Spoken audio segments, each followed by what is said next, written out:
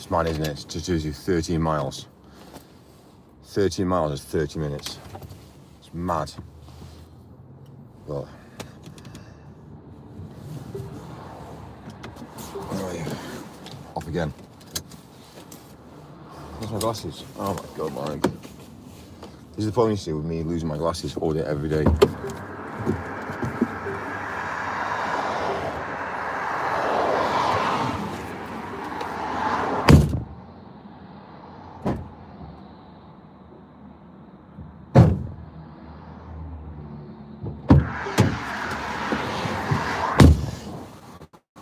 One thing I love about these is the fact that at any point, whatever happens in the world today, you go down the road doing this. Oh, they're dead. Brilliant. Yeah, well, they're dead. So, obviously the peas as well. So, it does make the world a nicer place.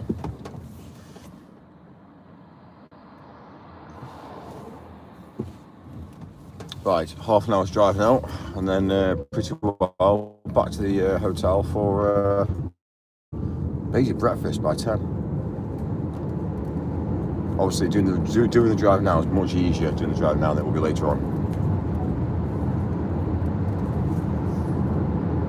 Obviously, it is Saturday, so isn't it? So Saturday, traffic's a bit more easier, but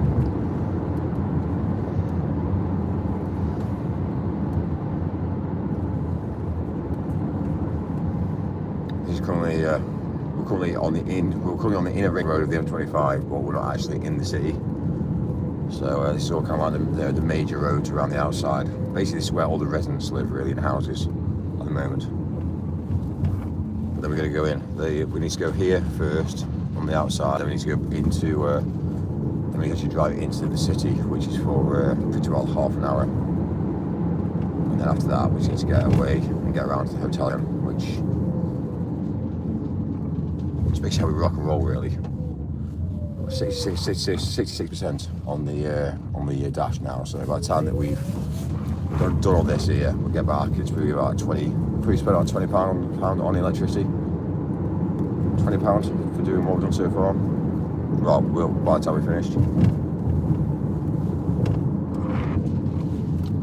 So electric does play its part. Like if you're going to do it in the city, electric is the way forward.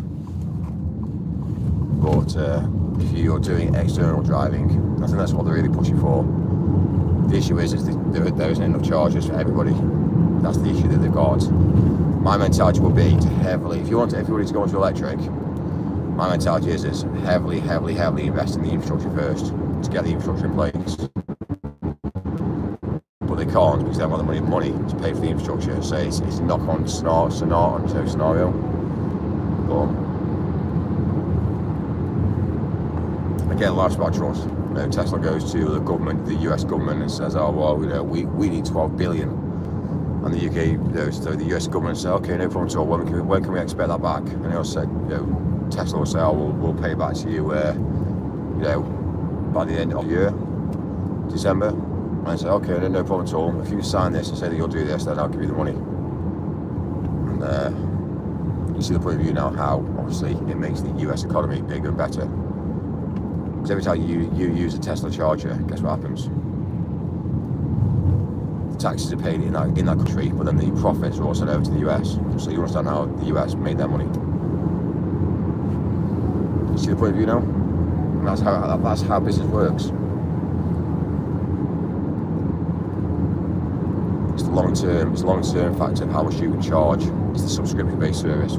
Is what you're putting in there for. Is where cost analysis comes in, and obviously cost analysis on assets. How much money is that asset going to make us? Is it worth it? Well, it's going to be, but then on the backside of that, if you've got Tesla chargers everywhere, then we also sell Tesla cars as well. So straight away, it's not just, business is not just one thing. It's not just about saying there's a charger, that's how much it's going to cost, but you're then going to look at the bigger picture. How much money is going to come in revenue after we put that in situ. So it's all very interesting. Well, I've obviously spent quite a lot of time in studying business and things.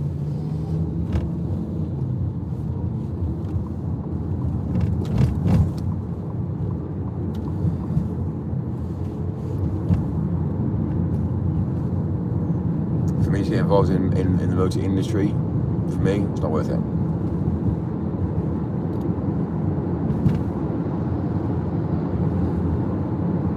Is there money in military? Well, yeah. There's a lot of money in military.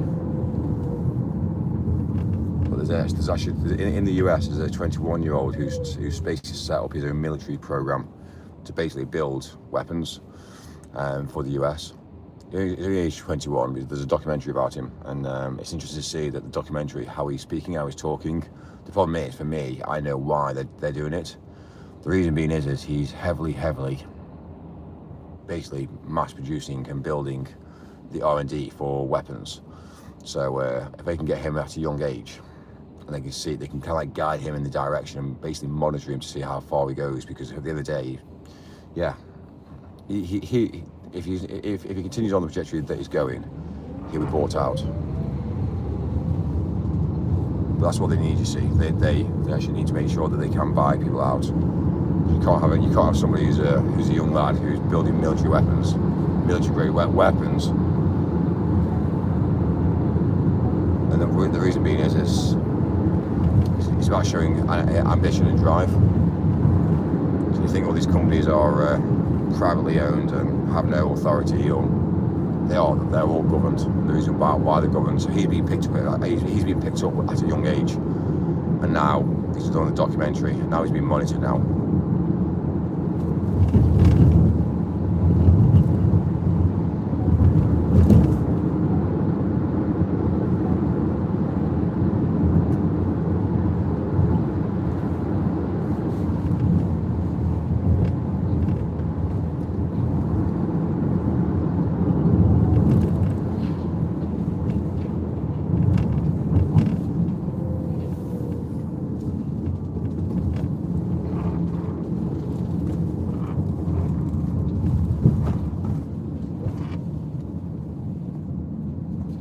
Still outside selling fruit. It's weird. It's really weird.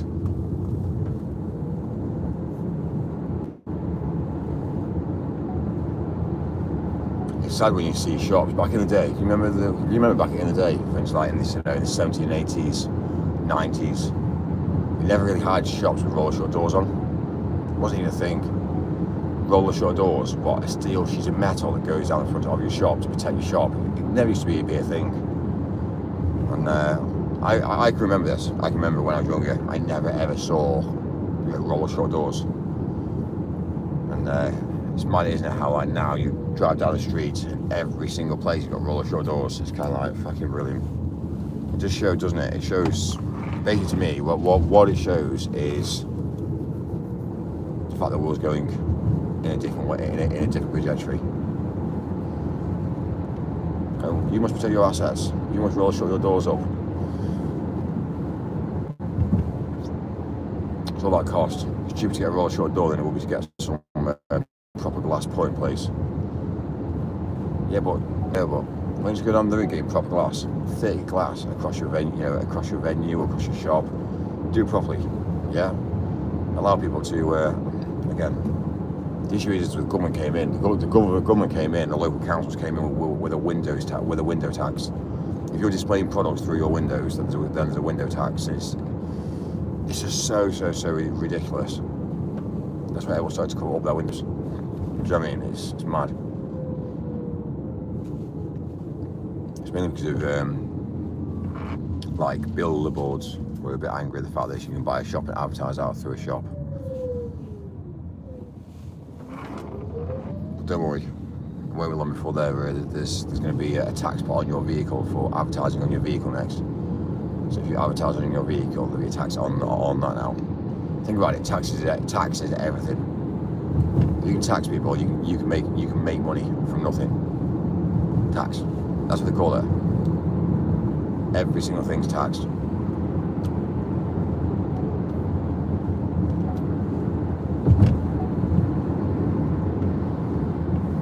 You didn't know you were paying the tax. You are paying the tax. You are the end consumer. Guess who's not telling you where the tax is coming from? Who you're buying it from? They just basically add the tax on and charge you more money.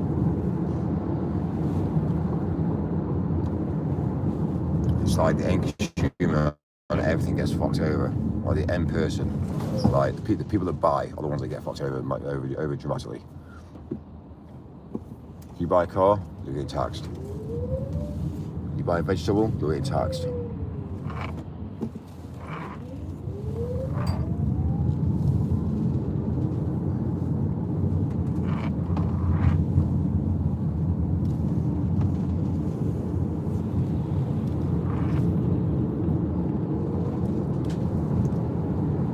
It's like when it says, yeah, we'll give you a discount.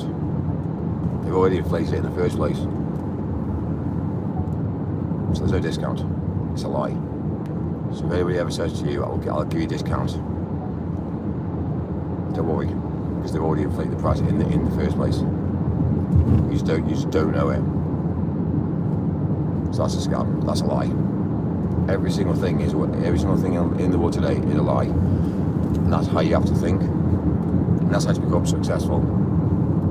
Because if you know the world's a lie, you question everything, and then once you question everything, then that becomes the understanding factor on how you operate.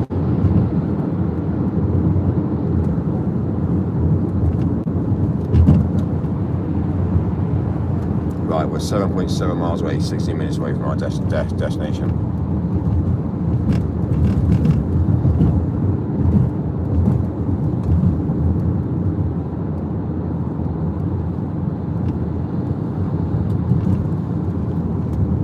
You know these cars have got like a little light sign in the back window saying baby on board? Do you want to say the facts about that as well? Nobody gives a fuck. Honestly, nobody gives a fuck. You don't go down the route of obviously driving down the road and seeing baby on board and thinking I'm going to drive differently now. It doesn't make sense.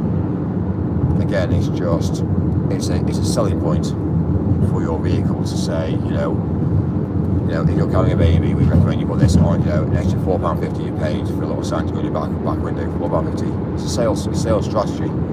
They're using the fear of you protecting your bloodline by putting a sign on the back of your car. Honestly, it doesn't matter. Nobody actually cares. Nobody will care. And that's how life is. So if you've got a child on board with your car, then it's more like peace of mind. But in actual matter of fact, do I drive differently by seeing a sign saying baby on board? No. I drive to the locations anyway. So just by putting a sign in your back window is going to change things. So it's just interesting.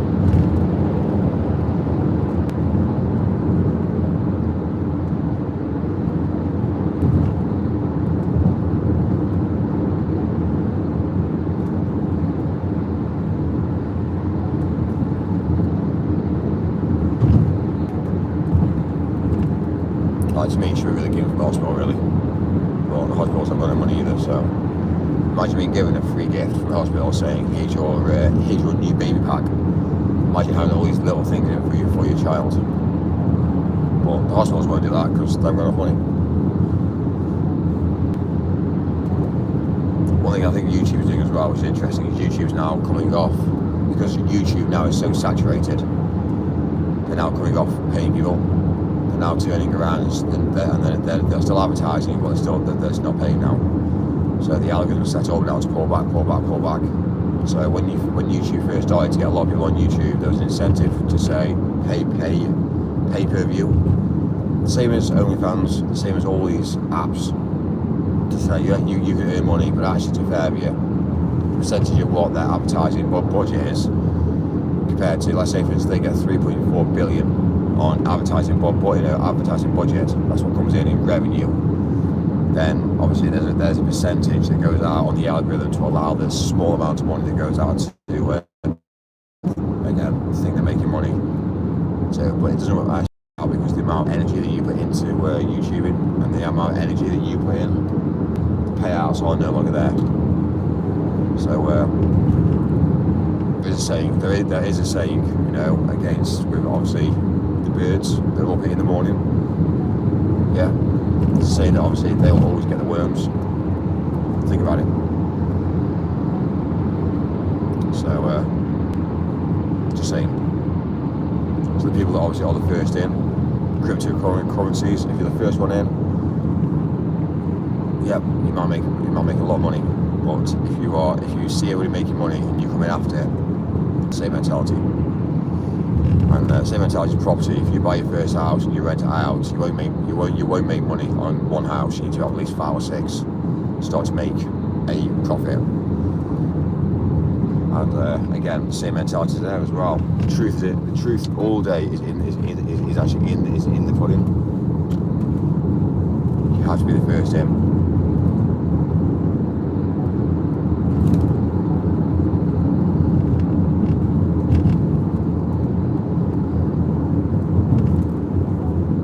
See, my mentality is structured differently. Or supply a better service. Supply a much better service. Do things that nobody else can do, and that's when you'll take them out of business. And either they see that and they level up, or else they'll fail.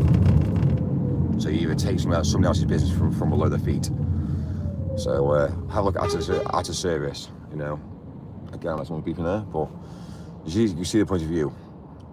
Either look at someone's business, see how they're failing, and do a better service, and you'll take their business. But it depends if you want to do mass scale.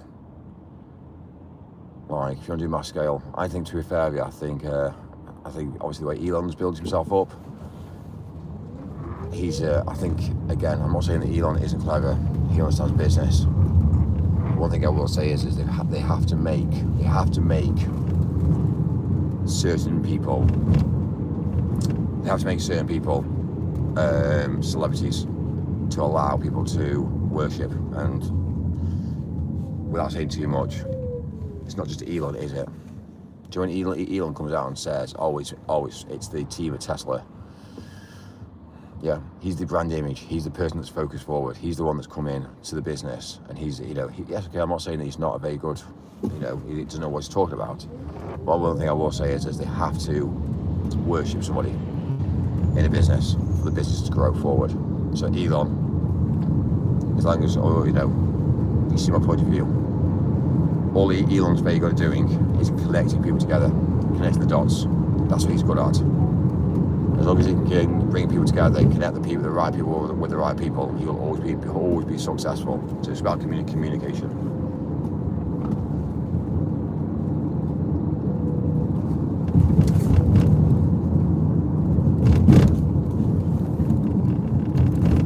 Unfortunately, one thing we don't communicate with now is the younger generation. The younger generation don't communicate. They don't speak, they can't interact, they can't have meetings. They're so engrossed on, basically what it is, they're too saturated now. When there's options available, like there is, people can't make decisions. And that's what I now see with pornography is now so open now to everybody that they can't make a decision. When you go to a restaurant, you look at a menu and there's six menus. There's either one menu with hundreds of items on. You don't know what to eat. Where there's a small menu which has got 6 items on, you then go down the route of making a decision. And it's a lot easier to go to a restaurant and have 6 items. It's easier to make and manufacture and get it out quick if you've got 6 items on the menu.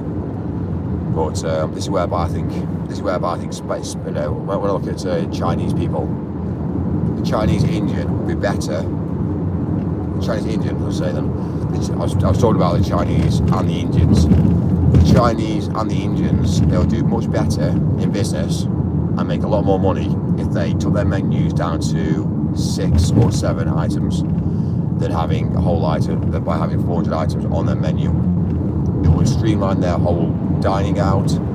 It will streamline their kitchens. It will drop on all they will make more money. The problem is Indian people and Chinese people, they think they're making money. And yes, they are making money, they're making a bit of money. But what they don't realise is they just think the more items on the menu, the more money they make. And actually, they fucked up, they failed in that scenario. Like, scarcity is where it's all at. And my mentality is if you do scarcity, whereby, let's say, for instance, I bring in a set of, like, for instance, like me now, I could portray a lifestyle of rich. So I could portray a lifestyle of, like, driving around in sports cars. I could drive around with, obviously, everything around me. I could have 2 or 3 girls around me. I could portray that every single day of the week.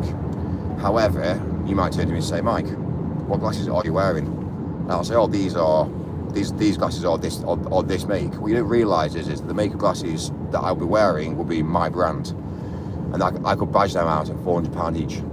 So I could say, oh, these glasses, these are brand X, Y, and Z. Yeah, you put me on the internet, they're about £400 each. What you don't realise is it's my fucking brand, but I've just sold you my brand, and you just haven't realised. But you think that being rich is about a brand that I'm wearing, and you would openly look at choosing that brand on the basis of the fact that I'm wearing them. I know, like, they're stylish, you will see them and go, right, you know what, I'll say to buy them, because people want to copy each other. So a lot of these social media and influencers, what they're actually doing is they're only wearing their own brand, but they are portraying the lifestyle. So you might find out they live in a mansion. Yeah, I'll tell you the truth about it. They don't live there. It's fake. And if they do live there, it's rented. And what you have to understand is how the systems work in place. All a lot of influencers do on the internet, it's a scam.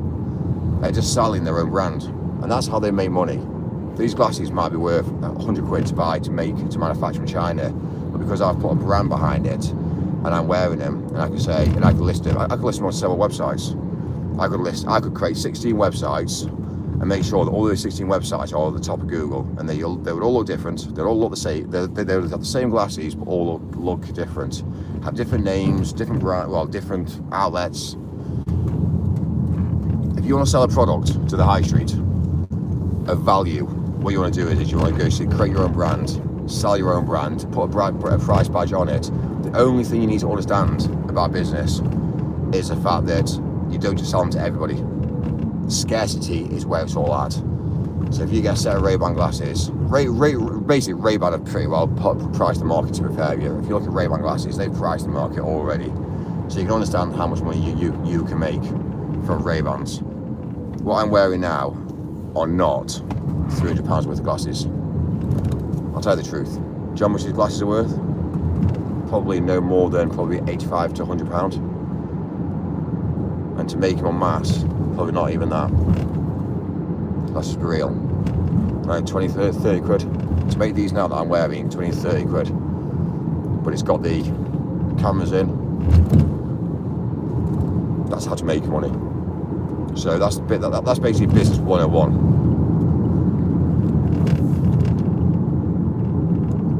And I'm going to say to you is this: if you don't believe that's what I do and that's what I've done, then think about it. Think about it. You could say, but Mike, you're not linked with Ray-Ban. No, maybe I'm not. Or maybe I am. Maybe I am. Maybe I have links with Ray-Ban. Just maybe. And if they sell more glasses, just maybe. Hypothetically, just maybe. But nobody really knows who owns what.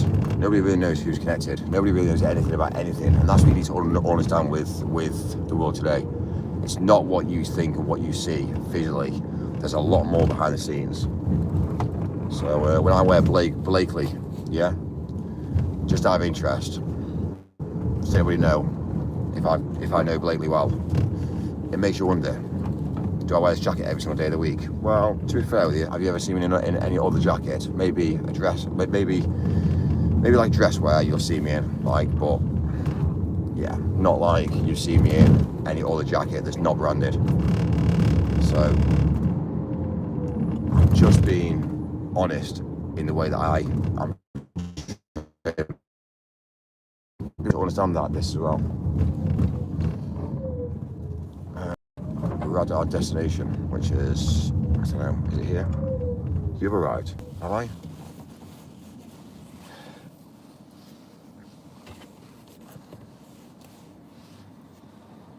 My mentality is if you need to rent a warehouse or rent a house, yeah, do me a favour, set yourself up as estate agents and get people to give them your house to rent, and then that's when you rent the house.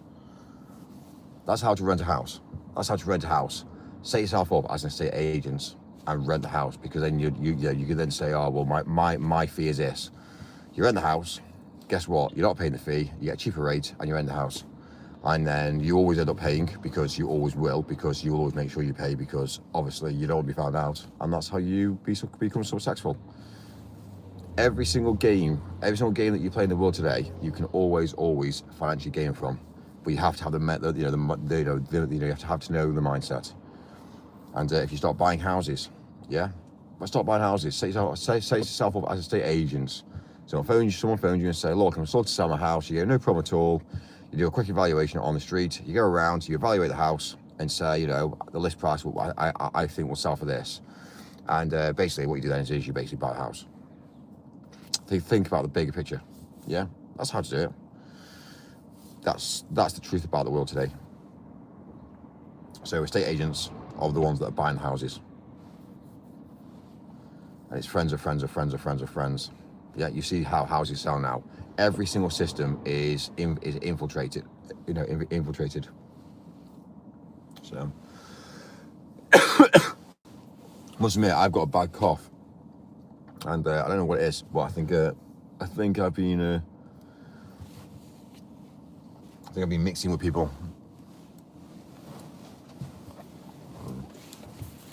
It's killing me to repair, yeah.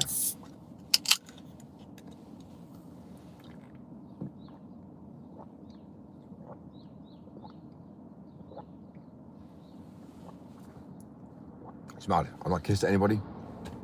I've not done anything. It's just me being around civilization that's made me have a sore throat.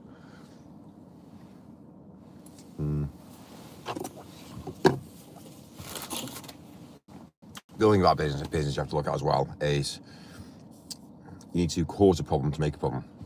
So that's what you need to do. Yo, how are you?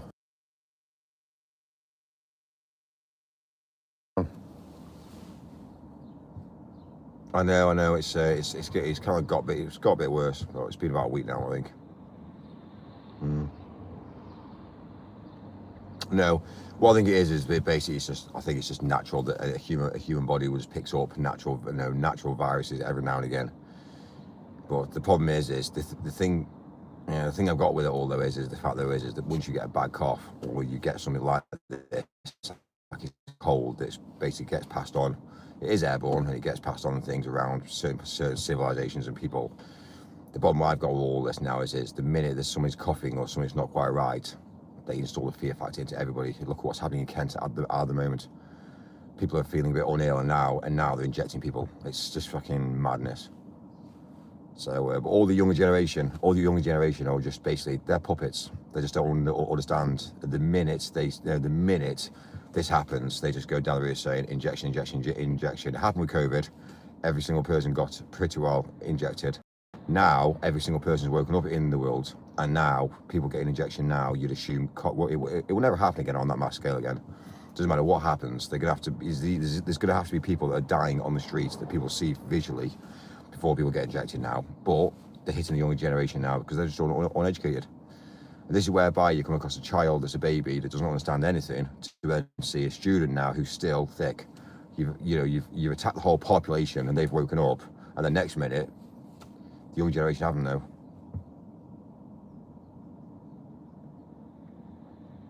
Well, I know. So, but anyway.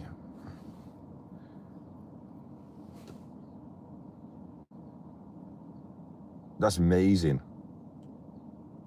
How's you getting on with it?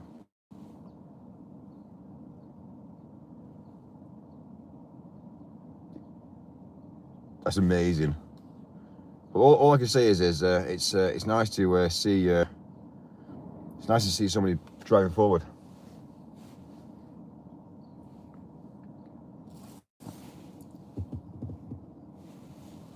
Oh really? Really? Almost good. I'm gonna shoot off. I need to use my handset light. But is that all right? Can I give you a call back later? All right, cool. Take care, buddy.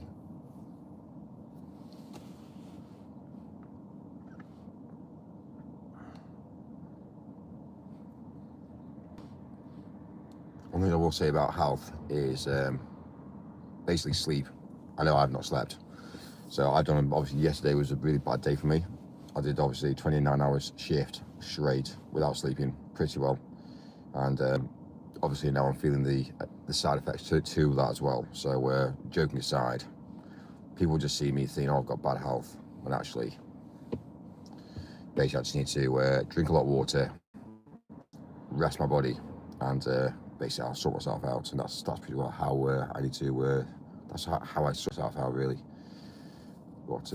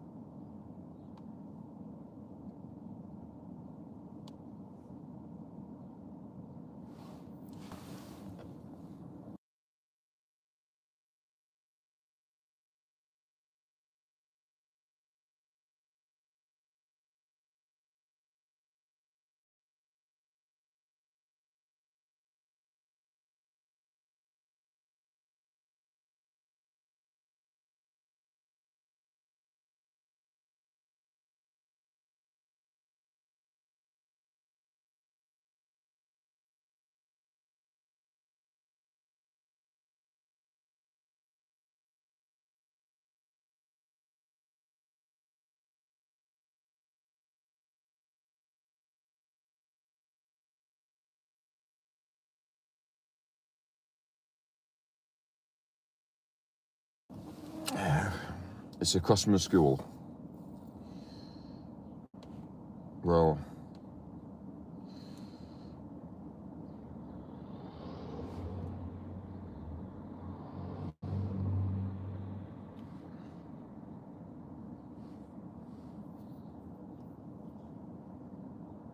okay, what's behind me then? I don't know why. This is what really fucks me off about the world today. I don't know why, as human beings, we use Google. Use postcodes. Don't get it. What's wrong with using a URL link? There's a pinpoint on a map. Because that's really where all life's at. It's all about pinpoints now. Like door to door. If you've got a house and you've got an address and you do a Google pinpoint right outside your address, don't you think that's more logical than it would be to send an address that's, you know what I mean? Don't you think? Hypothetically, think about it. Hello, sir. No problem at all. Link. We should be using links. Addresses and postcodes are all old school now. Even down to the fact of emails. Emails are old school. And the reason why emails are old school is we are told we have to use email addresses. Yeah? Nobody reads them. There's so many spam emails now that nobody reads them. And if they do read them, they're spending a lot of time and energy reading them as well. So I just think sort of like, we're just, as human beings, we are a failed species. We put technology in place now. We've done emails to slow everybody down. That slowed everybody down because typing emails is a ball ache. So what I've also found out is that not only have we done that, but we also find out that the postcodes slows everybody down as well. We are now in the realm of life whereby to make people successful, to make the rich successful and the poor, you just slow down the poor so they can never ever achieve. And basically that's actually how I see it. So slow down the poor, they can never become rich. Big divide. And using the emails are not designed for emails were designed originally not for communication, they're designed for authentication. But every single person uses them for, communication now. So, I'll send you an email. All right, yeah, okay. Send an email. It goes into my spam folder, or it might go into my inbox. I never read it because I've got so many emails. You know what I mean? Send an email. Okay, it's at the bottom of the message. If you ever want anybody to read an email, don't send emails until 9 o'clock in the morning. So your email is at the top of the list. Because that's how it works. You're more likely to get a response back if you're at the top of the list and you'll be halfway down the list.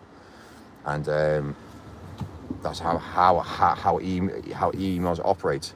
But I'll be back in 2 secs. 2 secs.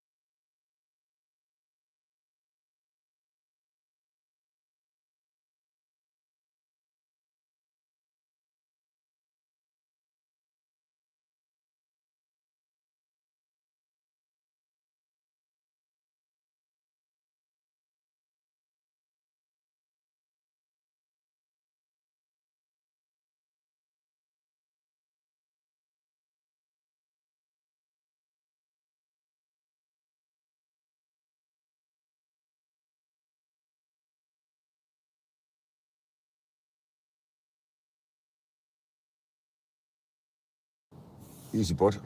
Oh, sorry, yeah. I'm back. I forgot I was muted.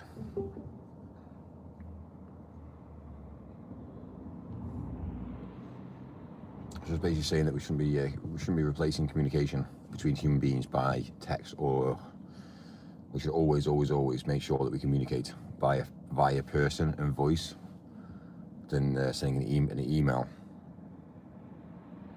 And you'll be more successful as well. You'll make more money as well, more money by communicating with people.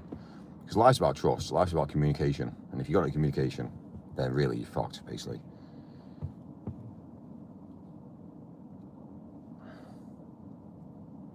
Again, this will be a conversation to see if we can try and this is the younger generation now, and you know, I'm trying to make a call and see if we can actually get through. I bet she won't answer, because the younger generation don't actually answer the phone.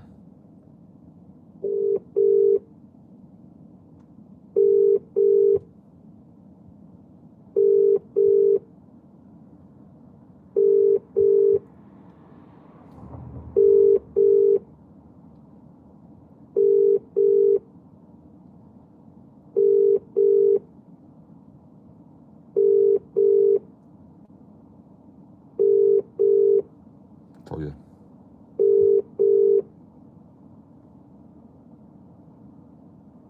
Can't take your call right now.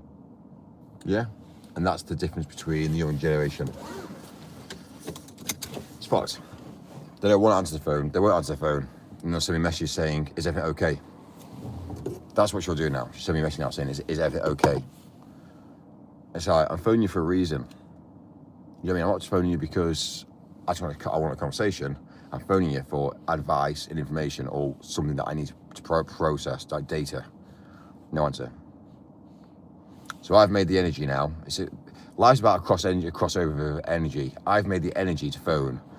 Now, it might just be a split second. Has this happened? Yes or no? Dude, that's all you need to know.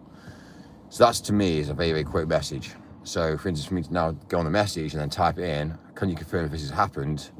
And then them having to then read the message when they get around to it to then say yes or no, it's kind of like I would have moved on in my life. So for me now, I now have to wait until I get called back. And if I get called back, now I'm probably going to get a message back saying, is everything okay? That defeats the object of what I need to get through, you see. So anyway, I rest my case. We'll see.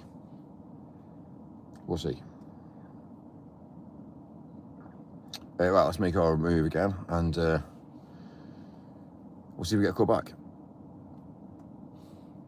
Right, we're going to do another little drive now into the city centre now, and then basically back to the hotel, and then that's us done for today then.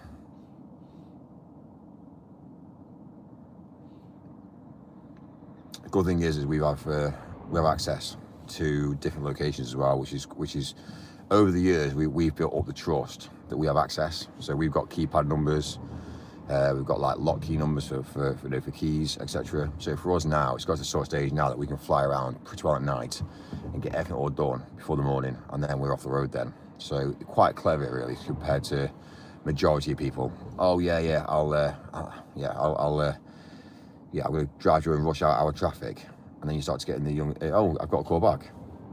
Is it interesting? Hello. Hiya, how are you?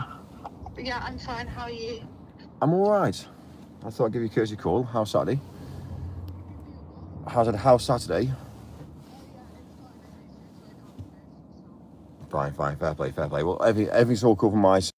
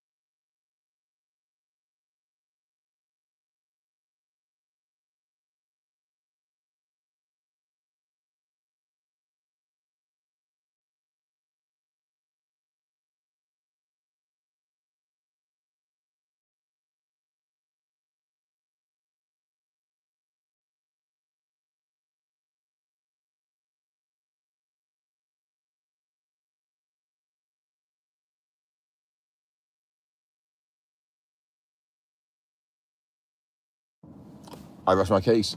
She returned the call, which is fair play.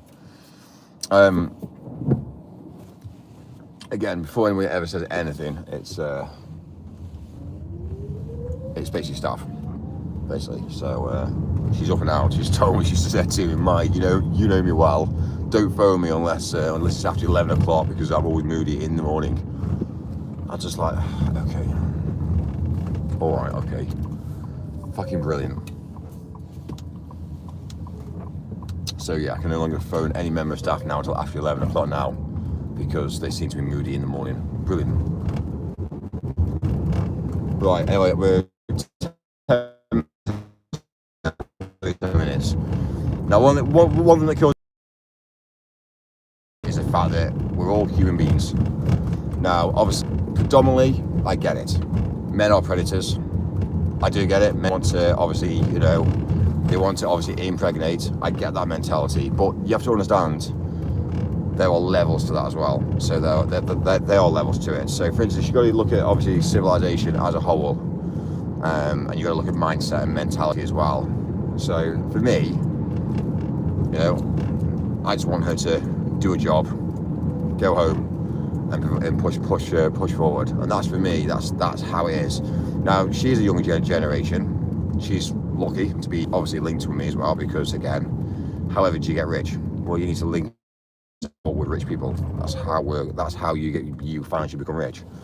And that doesn't mean anything else other than the fact that she's doing a job, she's getting paid for it, and she's pushing forward. And it's a shame that we have this mentality that the older generation can't talk to the younger generation. And it's all right, it's accepting to, for me, a lot of people say, oh, it's okay, you can interact with kids, you can interact with the younger generation on the basis of the fact that they're gaining from it.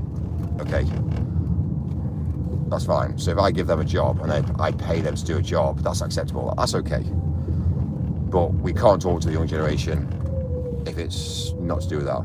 And we've got a very, very big disconnect in the world today.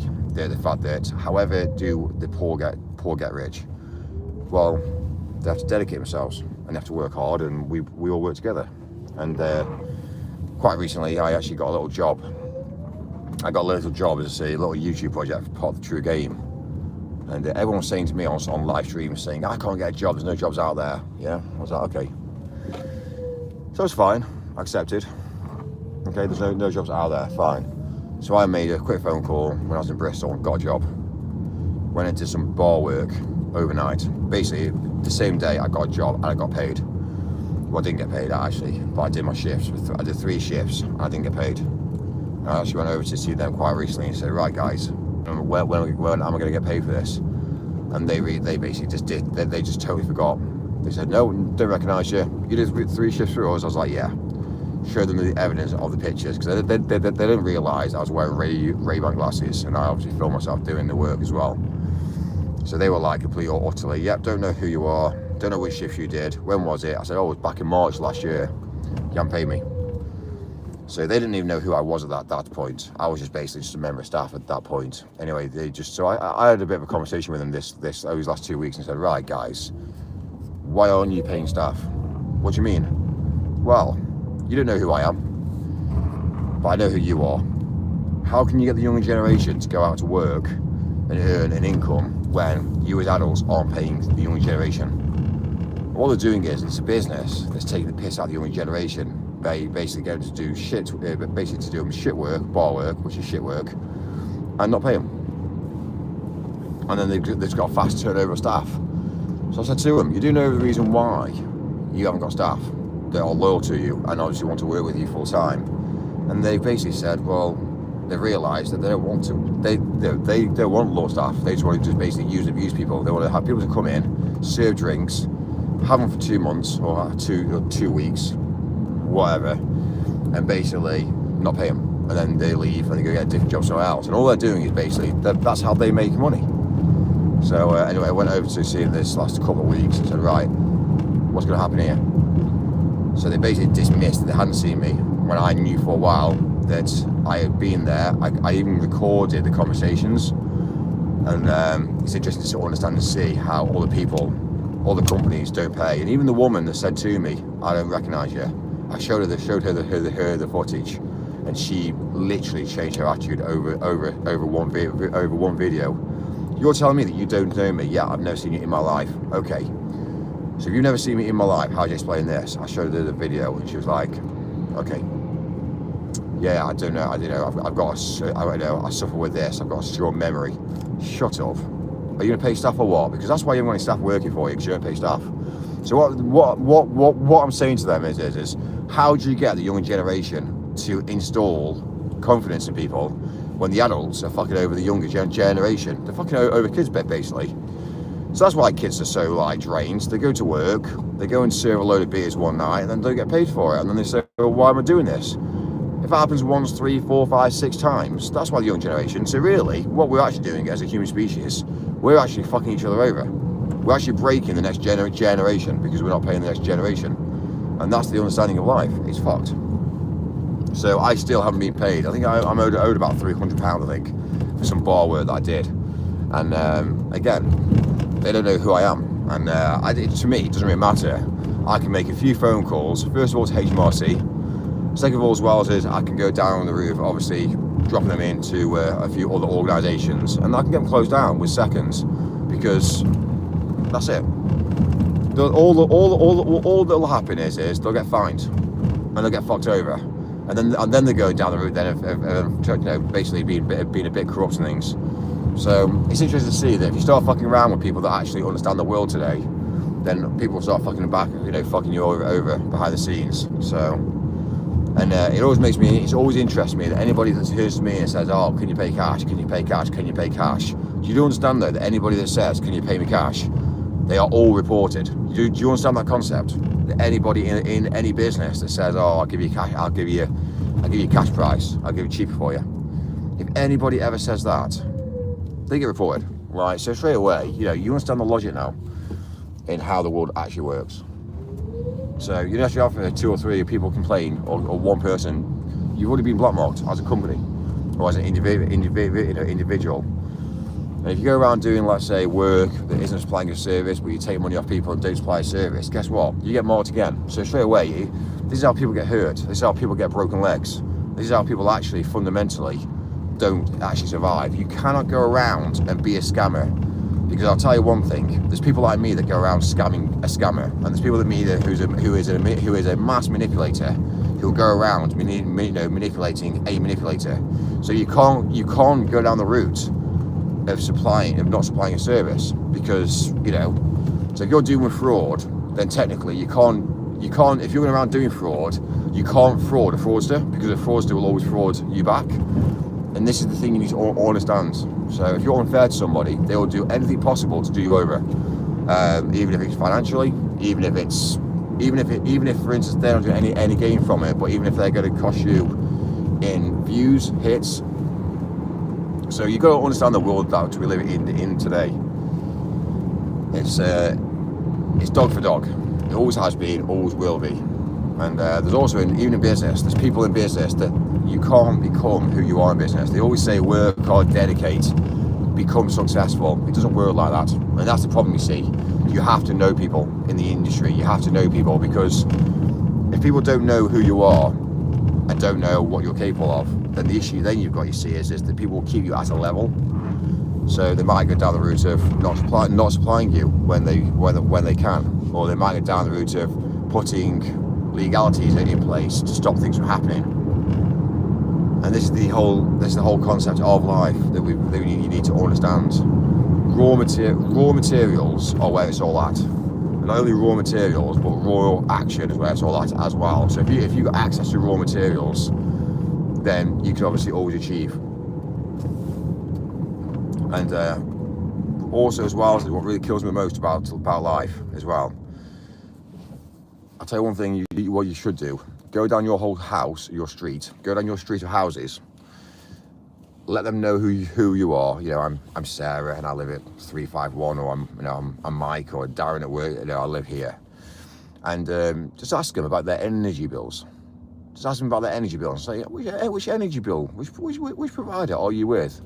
And they'll say, "Oh yeah, I'm with Eon, or I'm with British Gas," or whatever. It's regardless. Find out exactly who they're with, and just say, "Oh, that's really interesting. Same as me too. Can I ask you a question? How much are you paying for your energy?" I'll tell you one thing: you are all paying different rates. You're all paying different rates. All paying different rates. And when you start to look at the scheme of life as well, when you look at life as a civilization, you start to look at life. Yes, okay, the kilowatt per hour should be the same, surely, because if you're in the same street, why would it not be?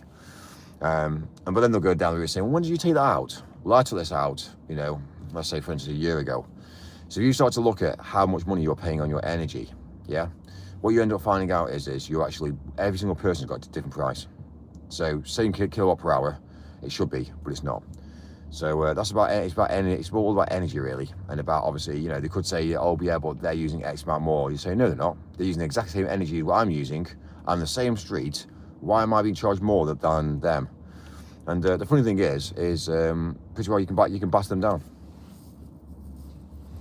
But it's wrong. It's wrong that an energy company, they're not treating everybody fairly. And this is the problem that we have in the civilization of the world today.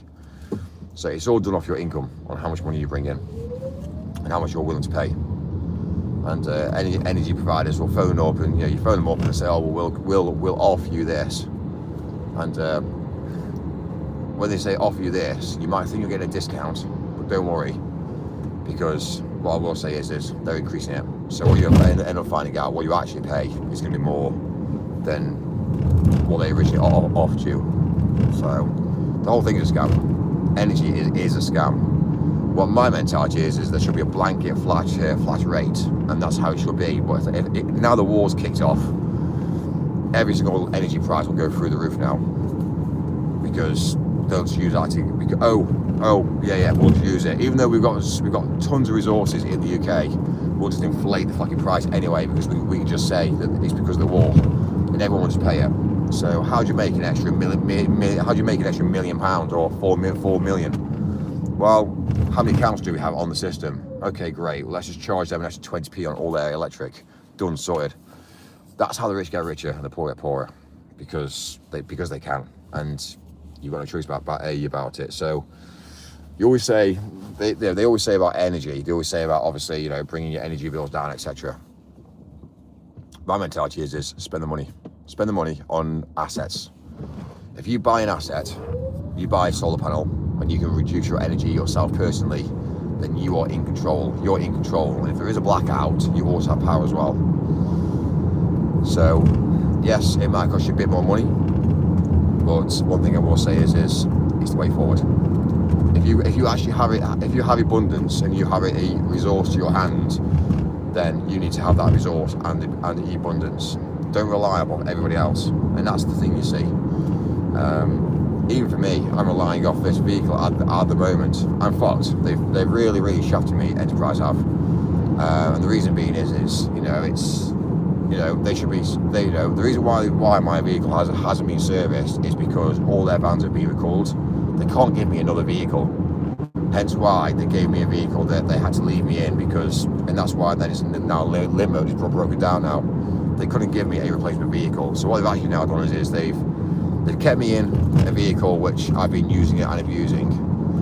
They haven't gone down the route of servicing it, because again they think, well, I've got another vehicle to replace him with. So they've just kept it going, and now the vehicle's in limp mode, which now is going to cause probably a lot more money to sort out now than it would be if they just basically dealt with the issue in the first place. So civilization's broken. When people say about life being optimistic, think about the future and all this, I'd love to say we should be, but the problem is about the future is we've got big fundamental problems approaching. Big fundamental problems. We've got life-changing fundamental problems, and they always say that humans will adapt to whatever happens in the world today, but that's easy enough said than done. You know what I mean? You can't just brush a major problem off with, oh, it's all right, it'll just be okay. And that's what I see about the UK government right now. Like, the UK government know exactly where the UK is going. They know exactly where the UK is going, but they're not willing to sort it, and it's a problem. It is horrific. I think it's basically the elites are selling out the people of basically of the UK. And when I say sell out, not because of immigration particularly, even though that is a major part of the issue. But what they're doing is they're basically selling the land from beneath your feet, which you don't even know about what's happening. So the land now, pretty well the land that you think the realm that you think is available to us is no longer available to us. Even the roads are being sold. And if you don't know what I mean by that, it's being taken away from us.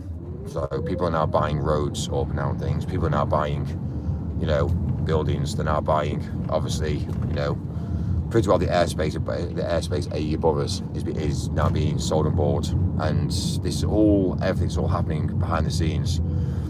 Crypto was the biggest scam in the world. I'll tell you the truth about crypto.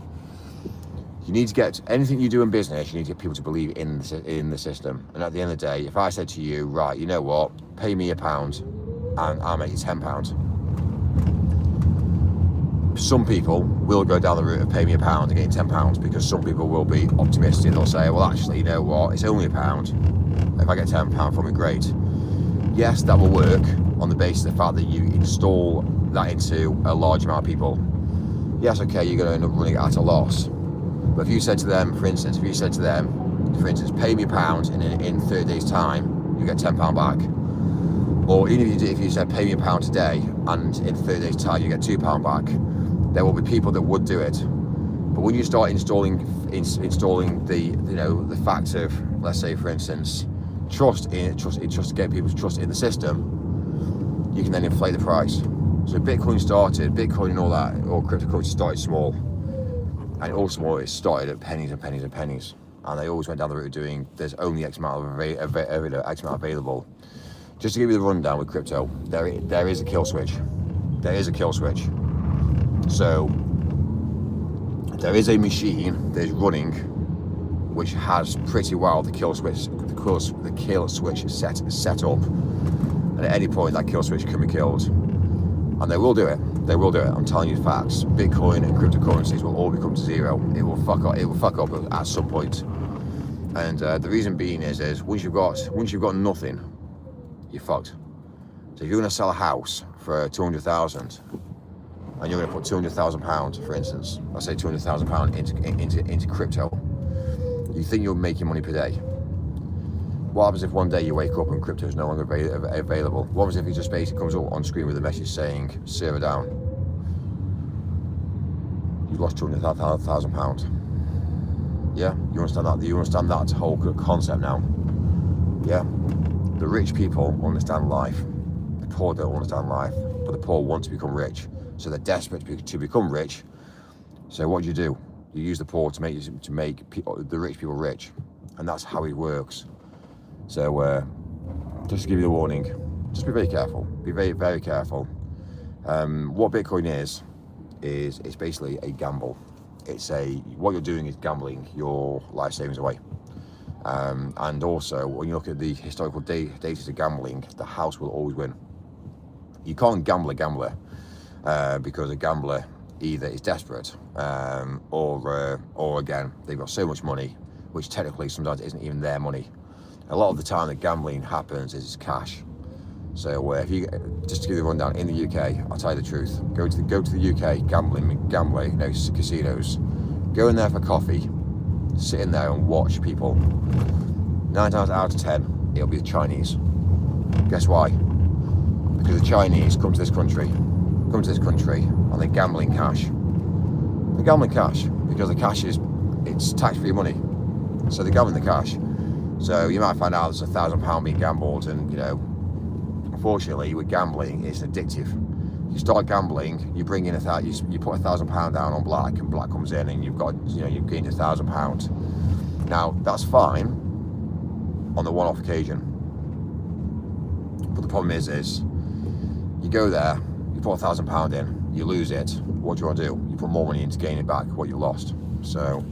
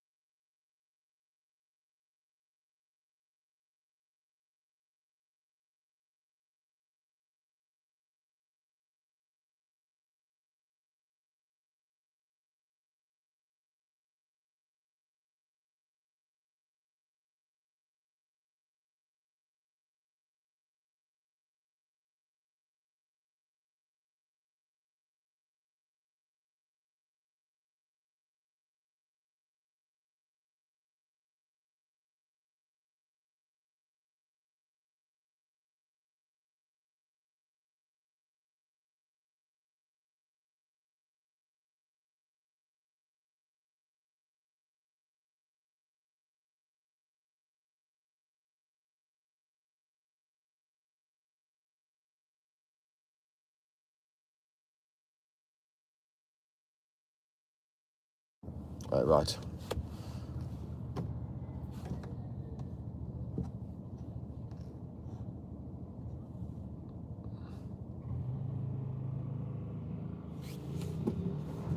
Amazing.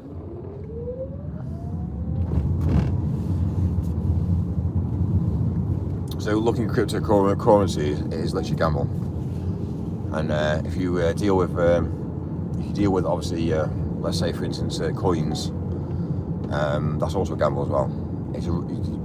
It's not a gamble. It's actually a scam, to be fair, yeah. But if you're dealing with meme coins, whoever's created the meme coin has access to pull that rug that at any point, because they own it. So straight away, it's basically a brand, really. If you own the brand, you can always take down the brand within seconds. You create a website, you create a brand, you take the money, and you can then pull the website.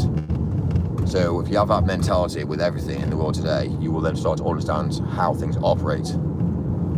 But companies are basically a gamble as well. So straight away, it's like, who are you dealing with? Do you know the person you're dealing with? Are they going to provide? My mentality is yes, they might provide for 16 years, but then suddenly one day they won't, and suddenly you've failed. You failed. I'm actually in a Jewish community now. Everyone's walking around with hats on. Yeah, I didn't realise where I was. I don't even know where I am actually, to be fair, yeah. So a quick look out. I didn't even know there was I didn't even realise there was a big Jewish community around here. Okay. So we're heading. Okay. So I'm now heading now from north to south. So basically, in Manchester, it's actually interesting. This is in London, just above where London is. Look, you see London, and just up north is where the Jewish community is. It's interesting to see the difference between Manchester, because Prestwich is where all the Jewish community are in Manchester. So exactly where we are now in London is where the Jewish community are in Manchester. You know, is that just coincidence or what? Maybe so, but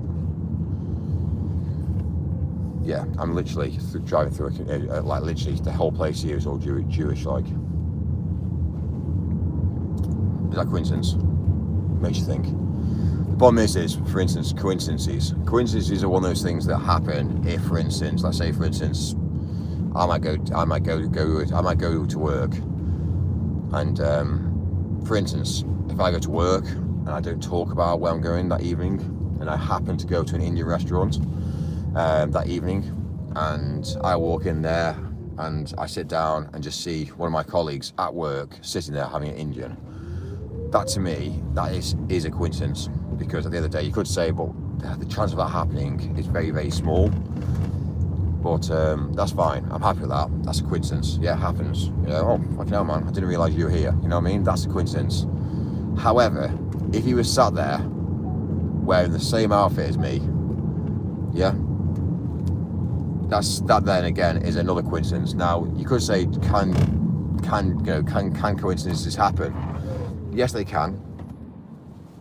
One thing you need to understand is it workwear?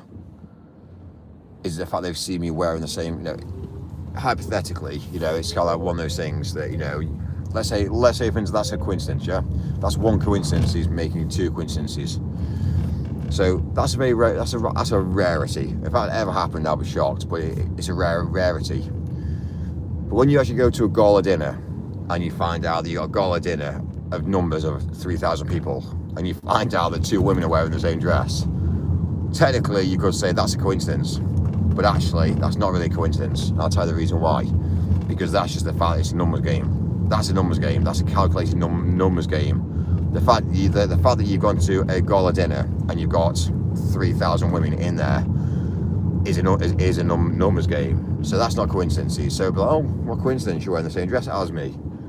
Oh, well, you know, you see my point of view now.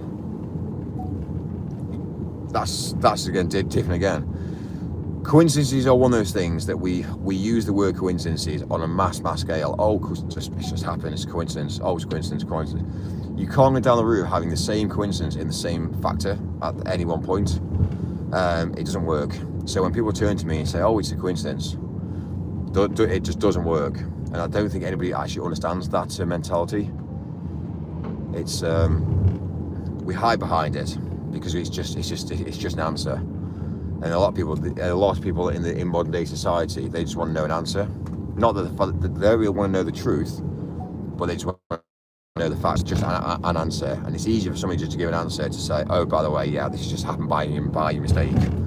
That's the answer. That's the answer that they wanted, and that's the answer that they've got, and then they're happy and content with that. But for me, I'm always looking around at civilization, at coincidences, and you know what? There are too many coincidences in the world that happen today, which makes me believe that everything's planned. Everything's planned. It is planned. You can't turn to me and say, "Oh, it's just happened. Oh, it's just happened." Just accept it. It doesn't work. So when I look, people like me are quite dangerous because we're very outspoken, but we're not thick. And when you say we're not thick, the fact that we don't just accept an answer, that's the issue. So because I'm not going to just accept an answer, I want to know the ins and outs. That makes me dangerous. And people like me are a problem to civilization because, again, I can't be controlled. You know what I mean? You might find out that, there might be a phone call from the DVLA and say, "You know what, Mike, we don't want you driving on our roads." Okay, great. So there might be one of those things that, it's things happen behind the scenes, behind closed doors. There might be a phone call to the enterprise to say, "Right, you've got somebody who's driving on the UK roads. They're driving your vehicle." And they'll say, "What vehicle are they driving?" And I'll say, "Well, this is the vehicle they're driving. He hasn't got a license." The DVLA can take anybody off the road at a click of their fingers just by telling somebody They could also radio into the police and say, "This person hasn't got a license. It's been condemned. It's been taken away from them." And you're arguing with that. You're arguing with the fact that, "Oh, I haven't got a license." Why, and this is the thing you see. We are governed. Everything you see in the world today is governed. It's controlled. It is a realm. You think you've got choice. They think you've got choice. They allow you to have choice, so they make you think that it's a free world. But actually, in the reality of the world, money's fake. They pretty well send you notifications to make you feel and think what they want you to feel and think, and it is a scare factor. A lot of people fake their lives anyway, but also a lot of people fear their lives. So for instance, death for a lot of people is fear, and that's what's installed into the majority of people. Nobody wants to die. Like, it's a fact. It's human nature. It's the survival and the weak. We understand what survival mode is. Nobody wants to die, but they can install the fear. And I don't believe this war that's going on in Iran. I don't believe what people think this war's about is. I think I know the truth behind the war. To be fair with you, but it's interesting to see the media and how they are portraying things. But you do have to have this open, optimistic about life. You're optimistic, but also as well as it's not falling into the data that you read and see. And what I've also noticed as well is when things happen in the world today, you've always got left and right. There's always left and right. Let's be real. There's like a left and right wing for every scenario. It's either good or bad, or there's either positive or negative. There's either monetary value versus loss. Everything's basically an opposite. Everything's an opposite in the world today. But even though something happens in the world today, you can push multiple agendas, multiple reasonings for it. And what we do as a human species, as a nature species, is we like to look at all this, and then we make our own decision on what we believe is true.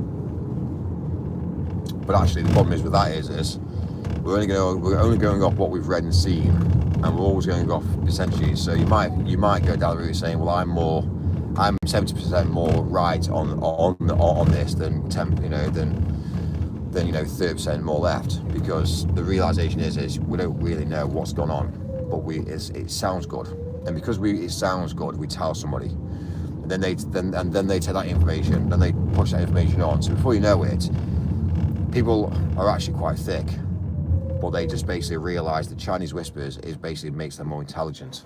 But the Chinese whispers that we have these days, which is now fed through algorithms, is far from the truth. And we are literally sent down rabbit holes. 9 times out of 10, when obviously, let's say for instance, there was only one lot of media that happened. There's really two lots of communication we had when we were younger. We only had people that were lived in areas around the world that could tell you what was going on, and the media. Now we've got all these different scenarios now, and to be fair, yeah, I think we need to understand what AI is. AI is basically a room of computer programs behind the scenes. That's all AI is basically technology and people. And really, who holds that controls the world. So, how do you get people to give their information over? How do you get people to give their information over? Well, you give them a free platform, and that's it. They openly add information in, or willingly add information in. Now that information isn't owned by you. They say it's owned by you, but technically it's not. That information that you've given over is not owned by you, and that information is used for all the purposes as well. And I don't think people understand the real world of what's happening and taking place in front of our eyes. So it's interesting. It's interesting to see the difference. And you tend to look at, again, there's a large amount of mothers that've got kids these days, and it's just to see the way they, there's a woman here that's carrying a guitar. Looks like they go to guitar lessons, it looks like.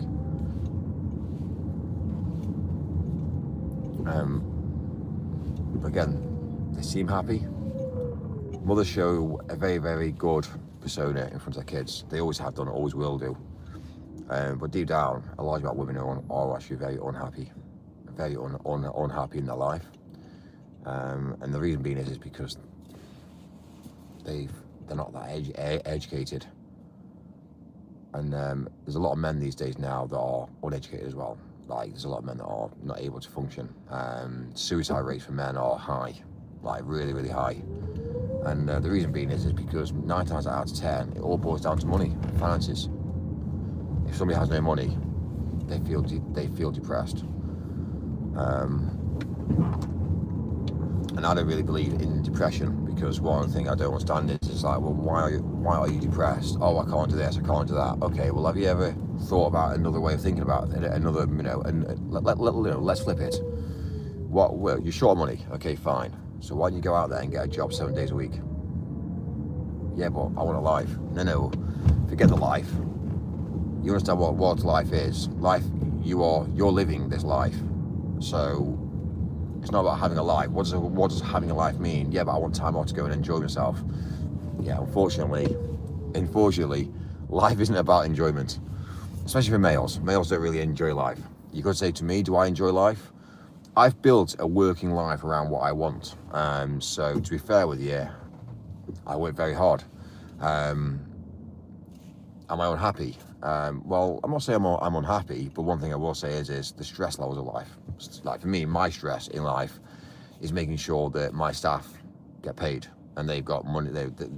My stress is making sure the money comes in and money gets given to them, so they can pay mortgages.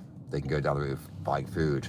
They can go down the route of enjoying their life. That's my stress right now, is because money's tight for everybody. But money does speak. Money does speak.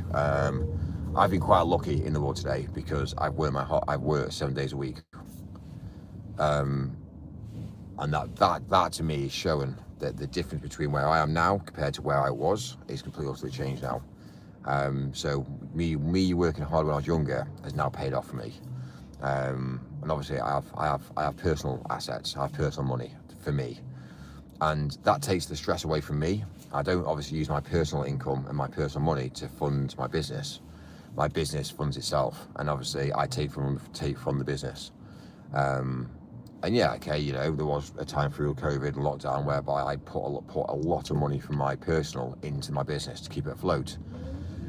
that to me probably wasn't the best idea I did. I didn't realise what was going on back then. If it happened again now, I just collapsed the company. I stripped the company of all of its assets. I collapsed the company, and basically, yeah, just sell off. I basically sell the company off. Really, just say I just basically stop it. Basically, I basically make sure there's no debt on the company, no debt, and I just basically close it back. My batch died. Yeah, I was saying that if I ever wanted to read, if ever I had to do what I did back in COVID, but again, I wouldn't obviously keep the company afloat. What I'd do is I'd just collapse it. I'd retain the assets assets that can make me more money in the future. But I'd actually collapse it, and I'd just basically say, look, the company's failed on the basis that I no longer want to do it. I no longer want to do it. I made the decision, and I just collapsed the company. And as long as there was no debt on the company, then I wouldn't have to pay. I wouldn't be getting involved. So collapsed it overnight.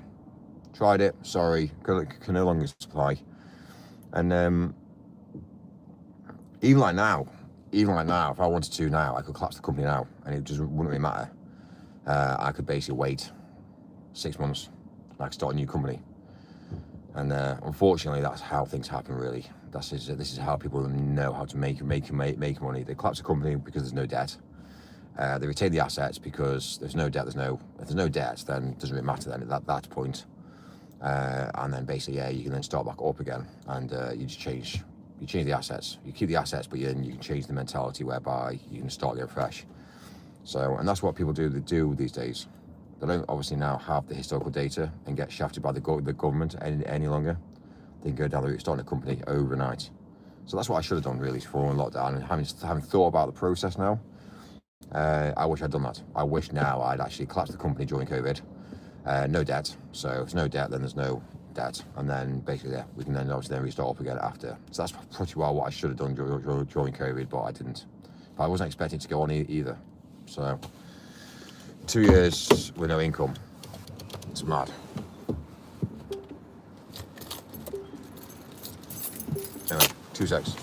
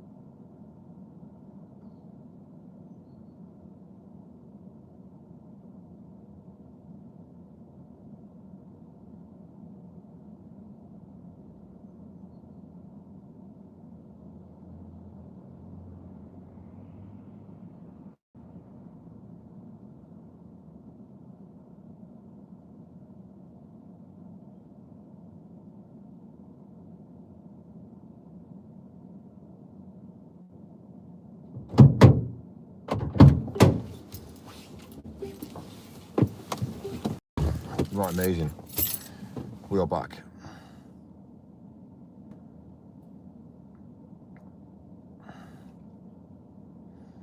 Right, payments.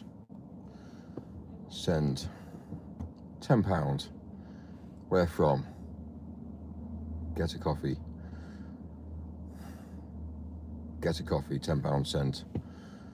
Send. sorted. Right, cool. That's that sorted out then. Right, cool. What's the hotel now? You get a message now saying thanks.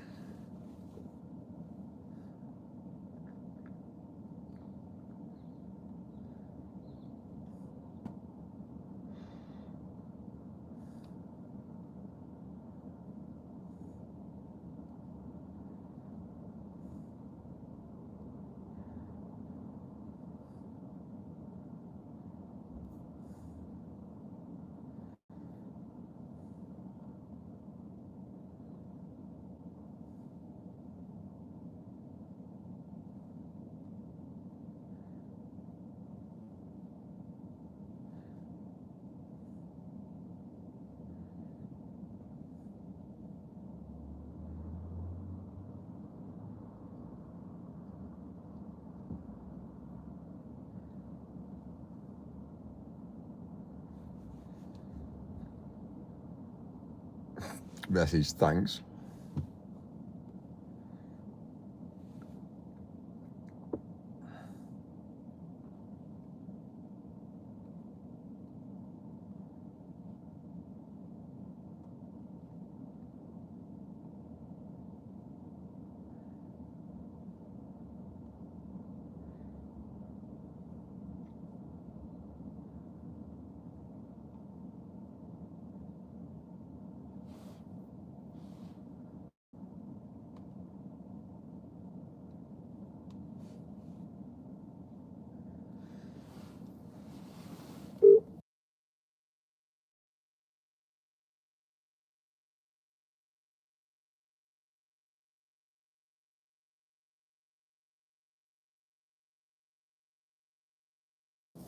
Right, cool.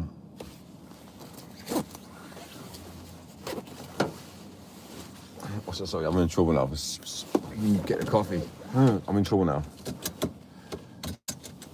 I just said, got a message saying, haha, thanks. I sent me a message back saying moody. Do you know what I mean? This is how males and females interact with each other.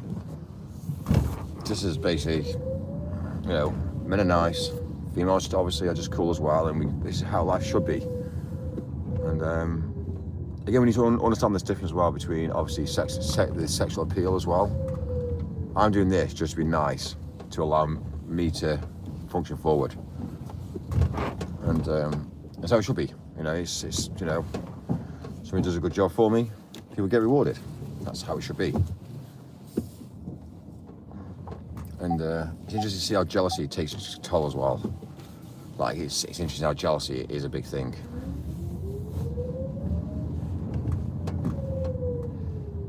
This is somebody here who's moving house.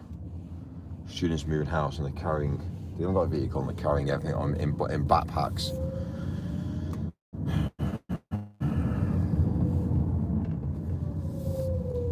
The young generation got big problems, but the government know that as well.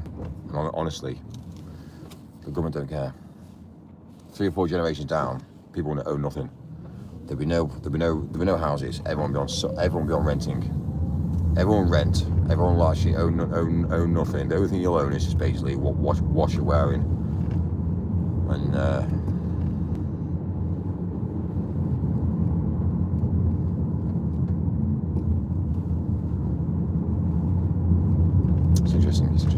it's interesting to see the difference.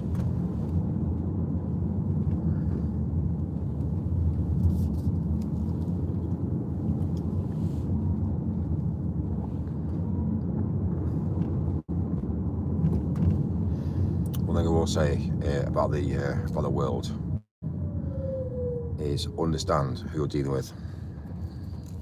Look at China. Look at assets.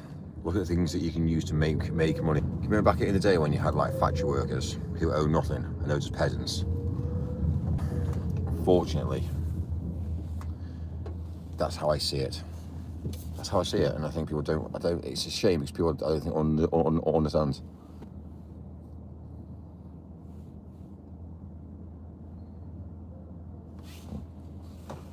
You can have the rich and you have the poor, and unfortunately, the poor will never be able to Paul will let never be able to actually drive forward.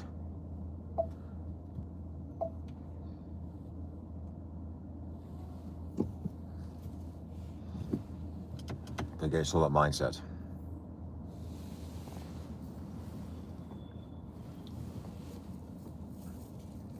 Imagine if you're paid by the rich on a weekly basis, on a monthly basis, which is called social credits. Like, imagine that. Are you going to just be happy with that? A lot of people say yes. I'm getting paid for nothing. That's the lie. That's the lie we've been sold. Where's that money go back into? It goes back into them. So if they give you the money out to live a life, and then the money goes back to them, because obviously through sources of buying bits of water, buying coffee, buying things, then they have to give out loads of money because it doesn't matter. They can control the world then. You know, I want to buy this machine. Why do you want to buy this machine? So I can make money. Yeah, you're not buying that machine. Yeah, you see where I'm going with the conversation now? So the poor will start to have to borrow off each other. Borrow, switch, swap. And that's eventually where it'll all become whereby it'll change again. You know, I'll borrow your car while you do this for me. Okay, fine, no problem at all. And that's how it's going to be, like for like. And that's when obviously animosities kick in. But it's about a nation that works together to rebuild back up. So like I see it. I see it like when people say about going to the moon and going into, you know, traveling the world. You know, people buying islands and things. I get it. The rich will always be rich. The poor will always be poor. But it's dividing that line. And it's basically controlling it as well.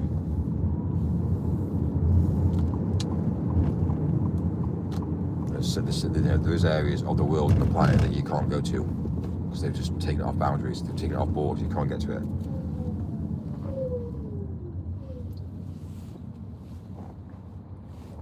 If anyone did try to go to certain areas where they're not allowed, they just get shot and killed. So straight away, it's kind of like you then live in the fact, you know, in the whole realm of fear and worry, concern, and the building there is graffiti. There's so much graffiti on my building there that it just kind of looks like a bag of shit. If you want to make a business, I'll tell you the clever way to make a business is to supply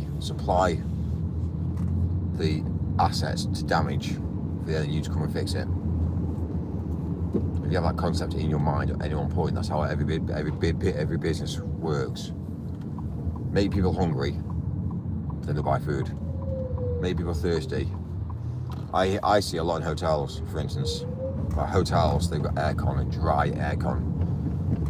And when you live in hotels or sleep in hotels, you tend to feel that you need to eat and drink, and that's what obviously gets you through the food and beverage.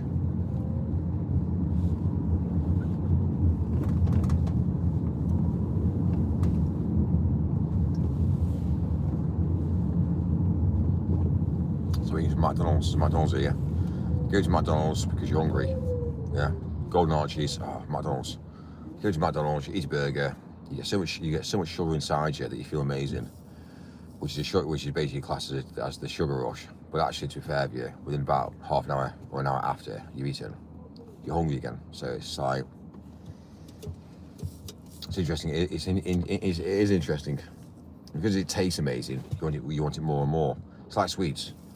Sweets are amazing. You taste the sweet, you get that dopamine kick, really nice, and suddenly you want more sweets. So next time you go and buy a pack of sweets, you buy the same pack of sweets. I see it. It's where Haribo does really well. It's a brand. It's a recognisable brand.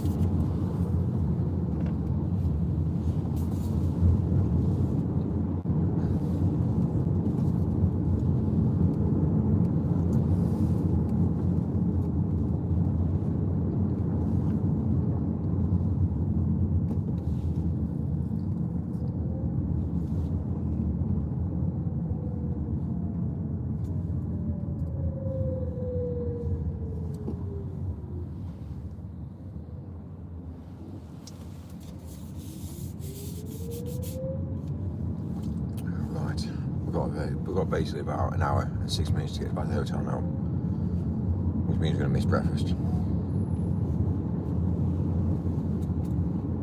But anyway, look, we've got the whole day off now. So it's Saturday, whole day off now. Being out, done what we need to do, get back. There might be more that comes in today, there may be more that comes in today, but we'll see. Hi. If you record your name and reason for call. You know what? I need to know what cellular network there is for that, but we've seen what happens now. Calls and communication is designed now to cut off people. We noticed this here. Yeah, if I phone this number now, look what happens now. They don't want you to talk. They want you to not talk. So straight away, look, I phone this number now. Listen to this. Hi. If you record your name and reason for calling, I'll see if this person is available. Yeah. You know why that is happening now. Data. Collection of data. Yeah. We think it's about AI. We think it's we think it's about making people safe and secure. It's mad, isn't it? We can't even make a simple phone call now. Ring, ring, ring, ring, ring, ring. Hello, Mike speaking. We can't even make that happen now.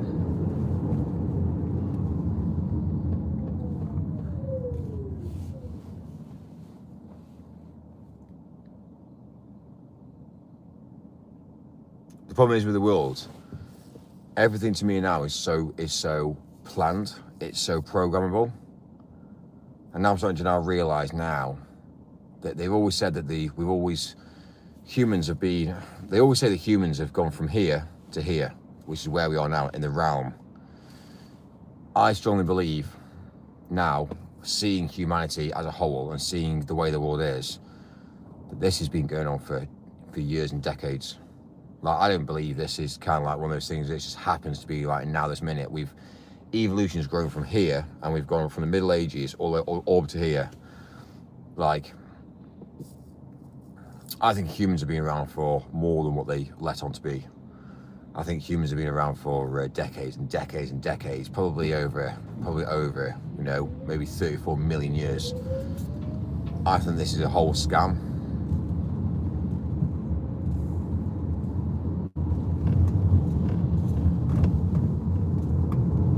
That's how I see it. I don't believe the historical data is what historical data is. Whoever owns the history owns the future. And that's how I see it. They know the history. They know exactly they own. So we're just playing a cycle of life again. We build around, we build buildings get collapsed. People go to war. The UK was, again, are you telling me that the UK was always called the UK? And the UK will always have British people here. It has at this moment in life, or this moment in time. But are you telling me that 31 million years ago, that the UK was built all like this? Have you actually noticed that things get destroyed? Old buildings just get destroyed and rebuilt on? Just saying.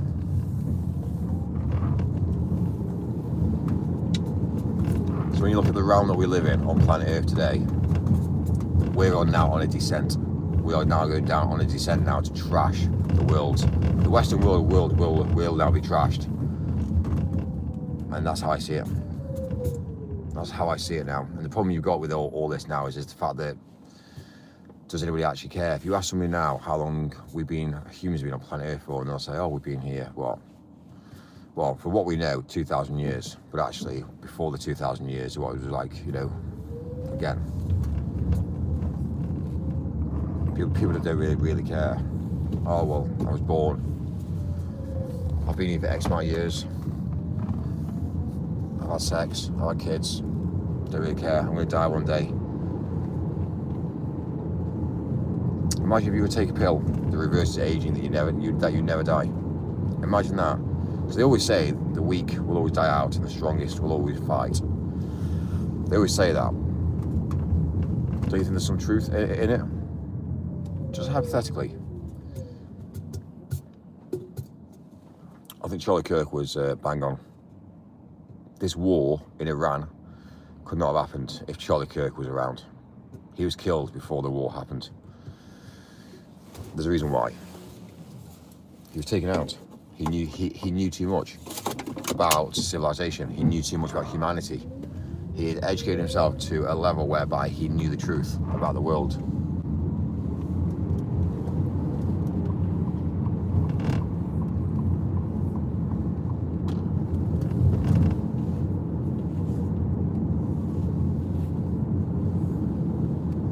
It was either that or the whole thing was faked.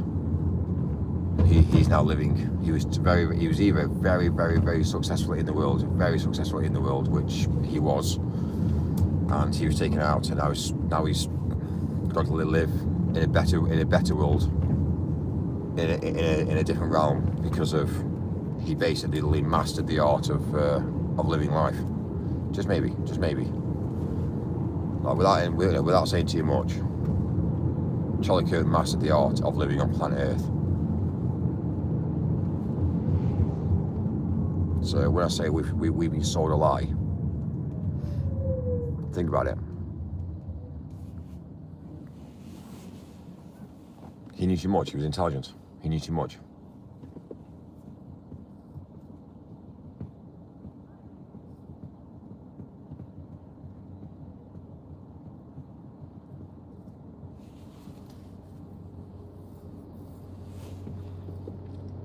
He's probably living now without any fear on a different planet. When I say a different planet, hypothetically a different planet, and he doesn't really care about time. Just doesn't matter. There's no worry. He can just do whatever he wants.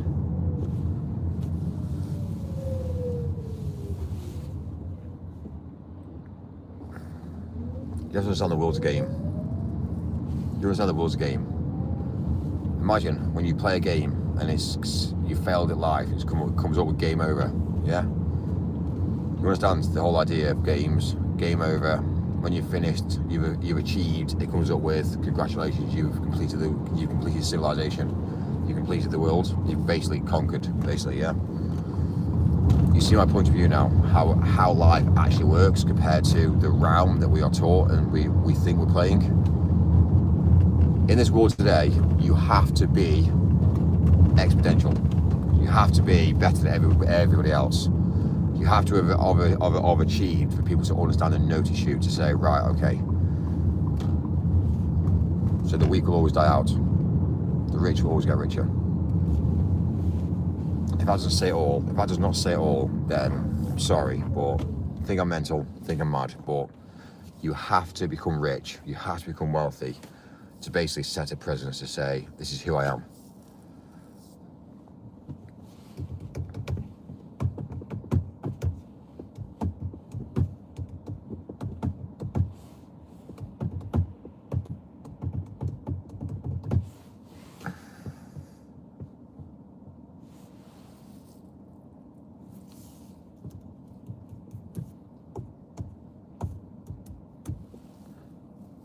Oh, sure, Mike.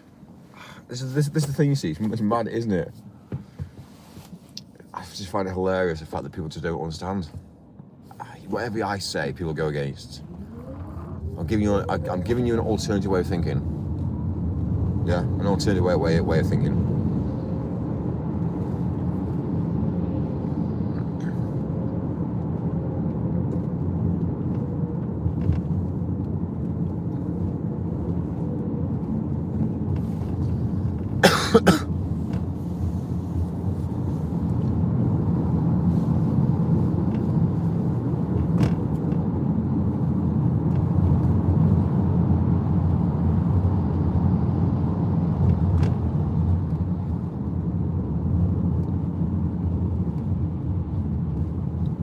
Well, you have to understand this, though, is this? When you look at obviously the guy that obviously supposedly shot Charlie,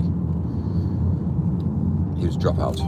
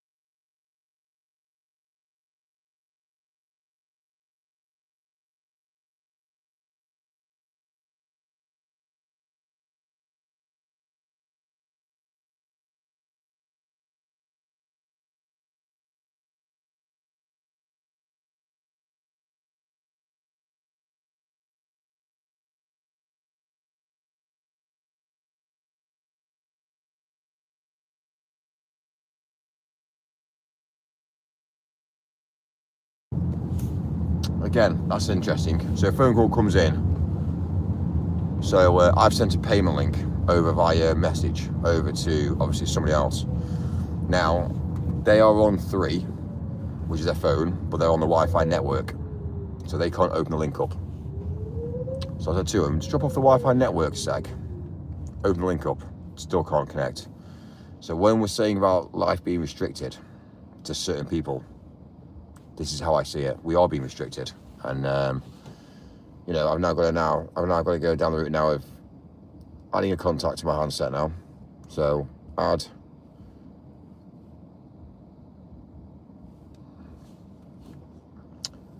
Now I go into WhatsApp, which is WhatsApp.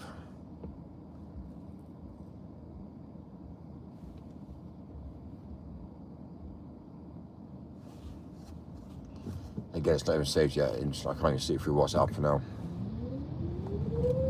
I'm gonna have to pull over.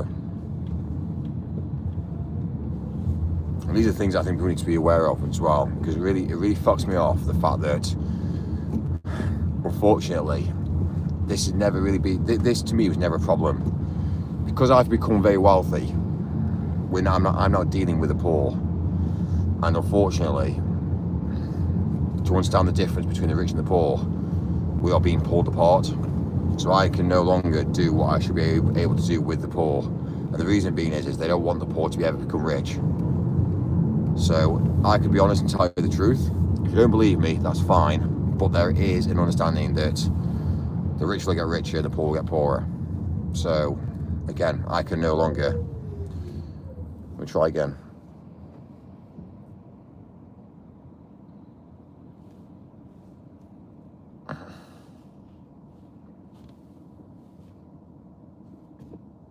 So this is somebody that I've added into my handset now, and it's not even linked through yet onto WhatsApp.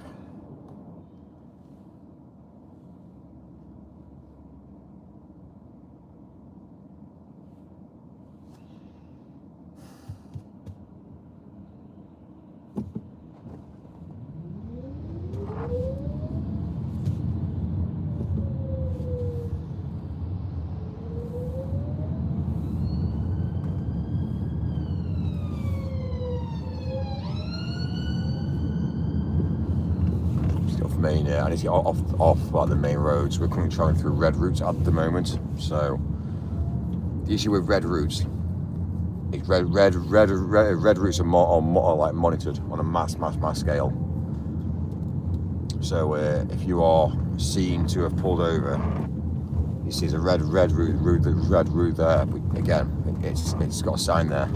And you actually look at what the sign says. There's a camera there as well. So if you're in there for more than 2 minutes, that's it. Boom, ticket, 68, it's £80. The government in London are fucking awful.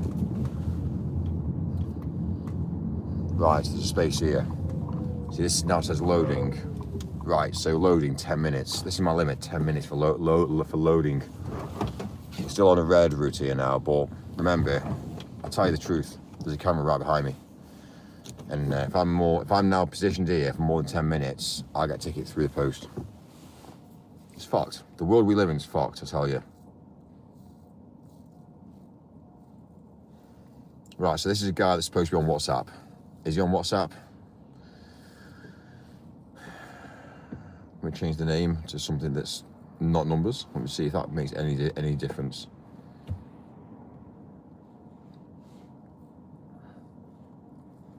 Test. 1, 2, 3, 4.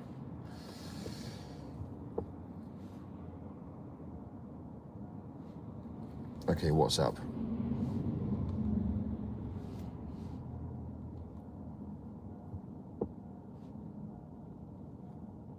Again, hasn't pulled through.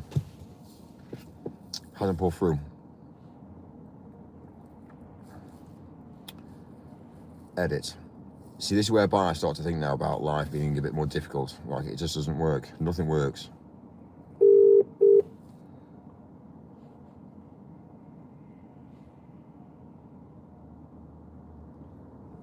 Okay, WhatsApp.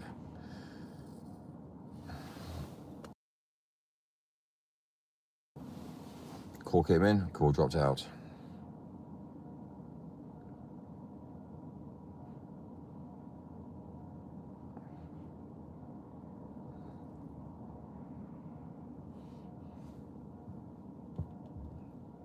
Okay, so he's on WhatsApp, but it's not linking through.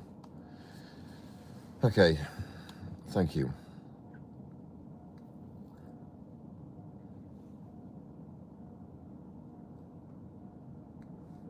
Okay, where are we now?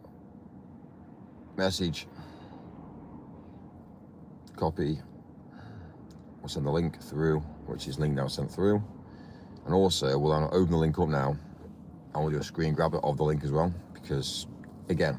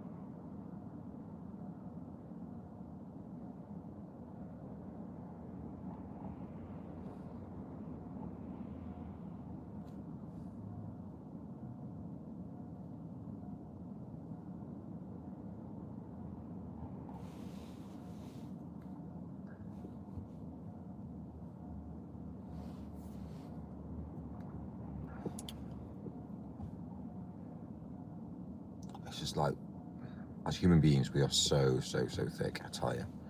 We are thick.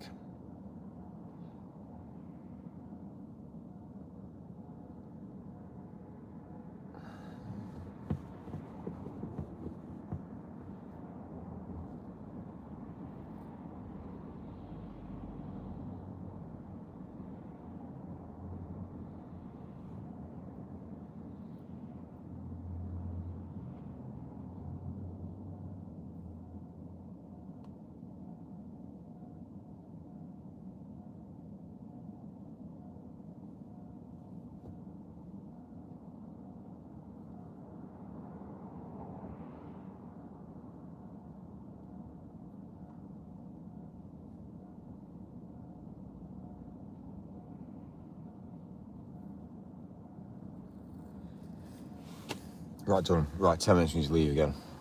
So I'm trying to grab a coffee as well. The world that we live in today is weird, I tell you.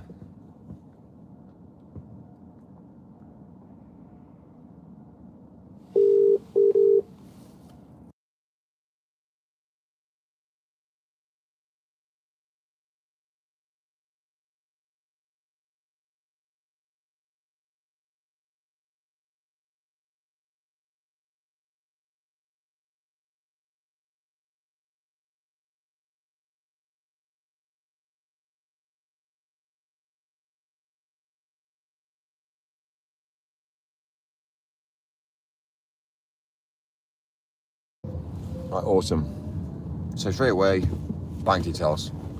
Still can't open up a payment link. So for me now, I need to try and find somebody who's on 3. Maybe I need to go get a 3 SIM card now and try to see if I can do it and see if 3 is restricting this from happening. Because the problem is with live is if 3 are restricting me on dealing with 3 customers, I can't deal with 3 customers, then that's obviously a problem then. We need to now realise this. Now, it's about, in business, it's about understanding, and you need to understand where you're going wrong and where you're failing. So today, I'm going to go out and get a free SIM card now, and we're going to put a 3 SIM card into a phone, then send the link through to my phone now, and see if it's a problem with regards to being on 3 network. Maybe it's a pay-as-you-go. Maybe, I don't know. Maybe it is a pay-as-you-go. Maybe it's not a contract. And if it's a pay-as-you-go, maybe it's different. But what I don't understand though is if they're on Sky, on the internet, on the Wi-Fi, then why can't they open a link up? You see my point of view now on how I think the world's linked together, how there's something astray with that, because that's 2 different providers that shouldn't really speak. And they've got 2 options to open up a link. And if I can open the link up, it doesn't make sense. Even though I've sent the link to somebody else, it's been generated by a third party, then sent to a third party, and they still can't open the link up. You see my point of view? The system's broken. So, anyway.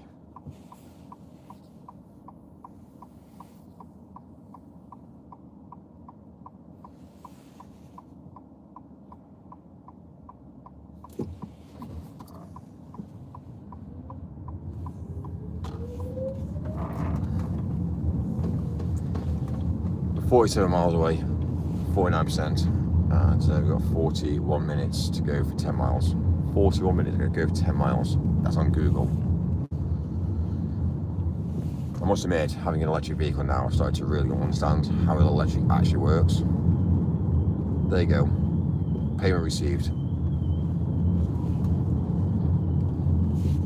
That's how to do business. But you see, the problem is normally a payment link should be sent, click, click, click, done, sorted, walk away. Instead, it's been a fucking manual process, and it's kind of like, right, I need to now understand the manual process to make sure that I can overcome this now. So, address being sent through. I'll pull this through now. I'll send that through to the office, through to the team.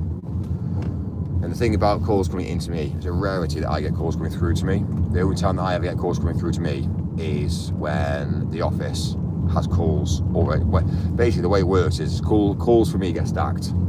So, for instance, in the office, I've built my own server.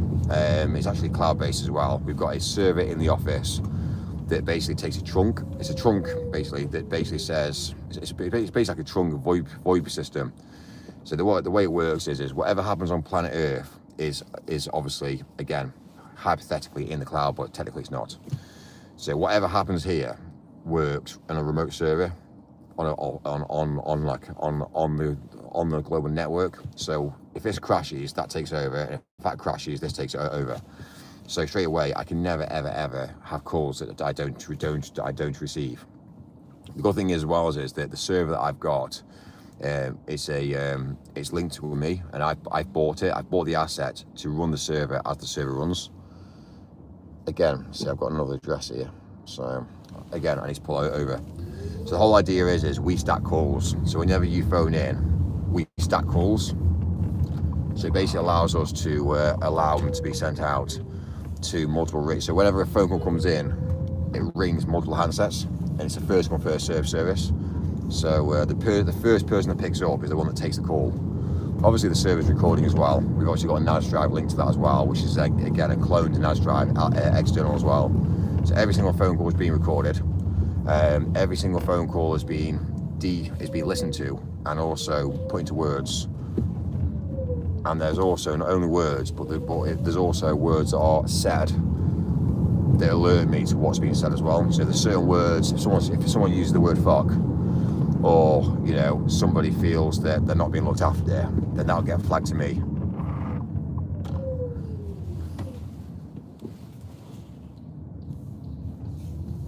And vice versa, but basically. So whole idea is that I know exactly at any one point. And the good thing is that there has been occasions that things have happened, and my mentality is we learn from that. We learn from that. Parking permits only. Okay.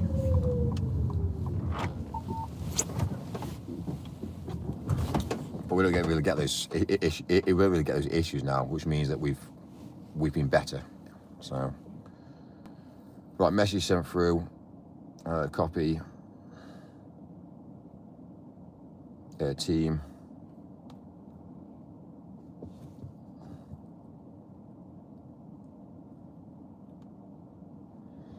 One of the things about life is I can't be everywhere at any one point.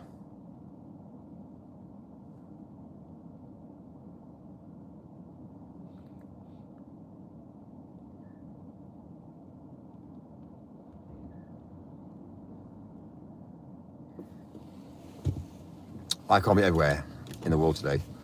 So if I'm now in central London, I can't provide anywhere else. So that's why you have to have staff.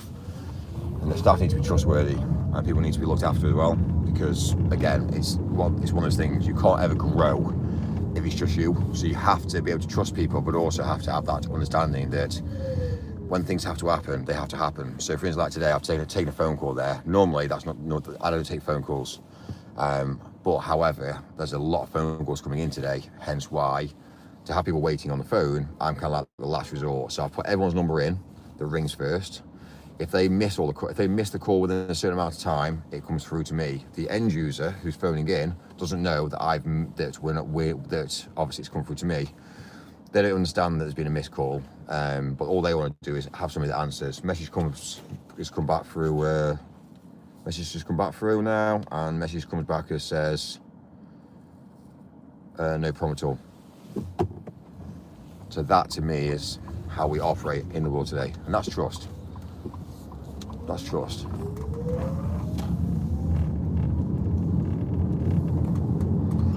But data is critical as well, and nobody has access to my data.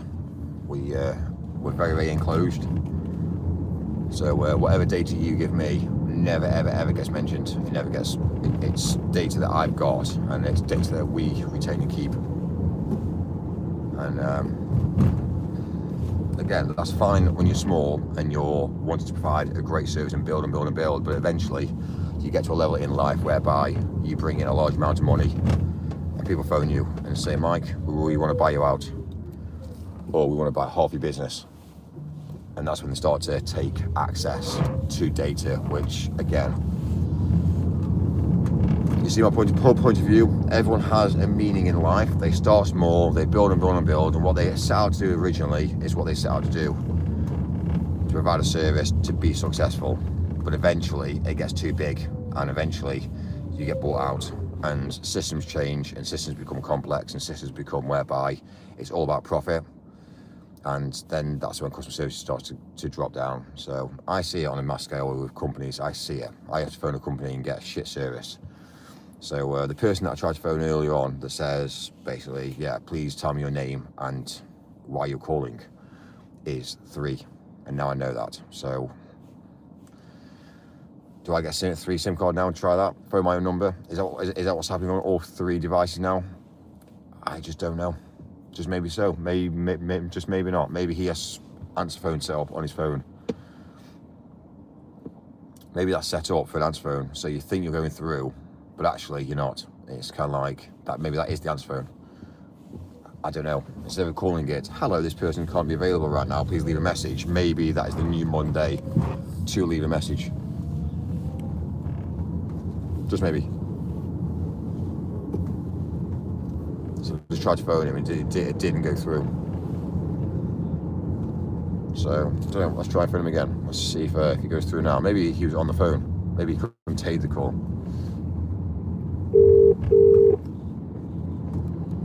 Right, that's not right. Now I get it.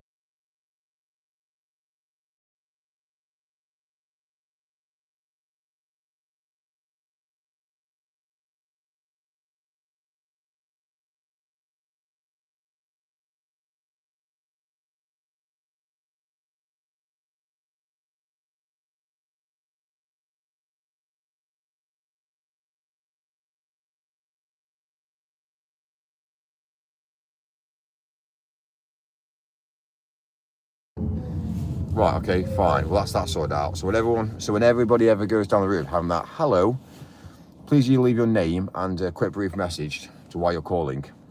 That means it's the new Monday answer phone message, because I've just phoned the guy back now and there's no, I've just spoken to him now. So there you go.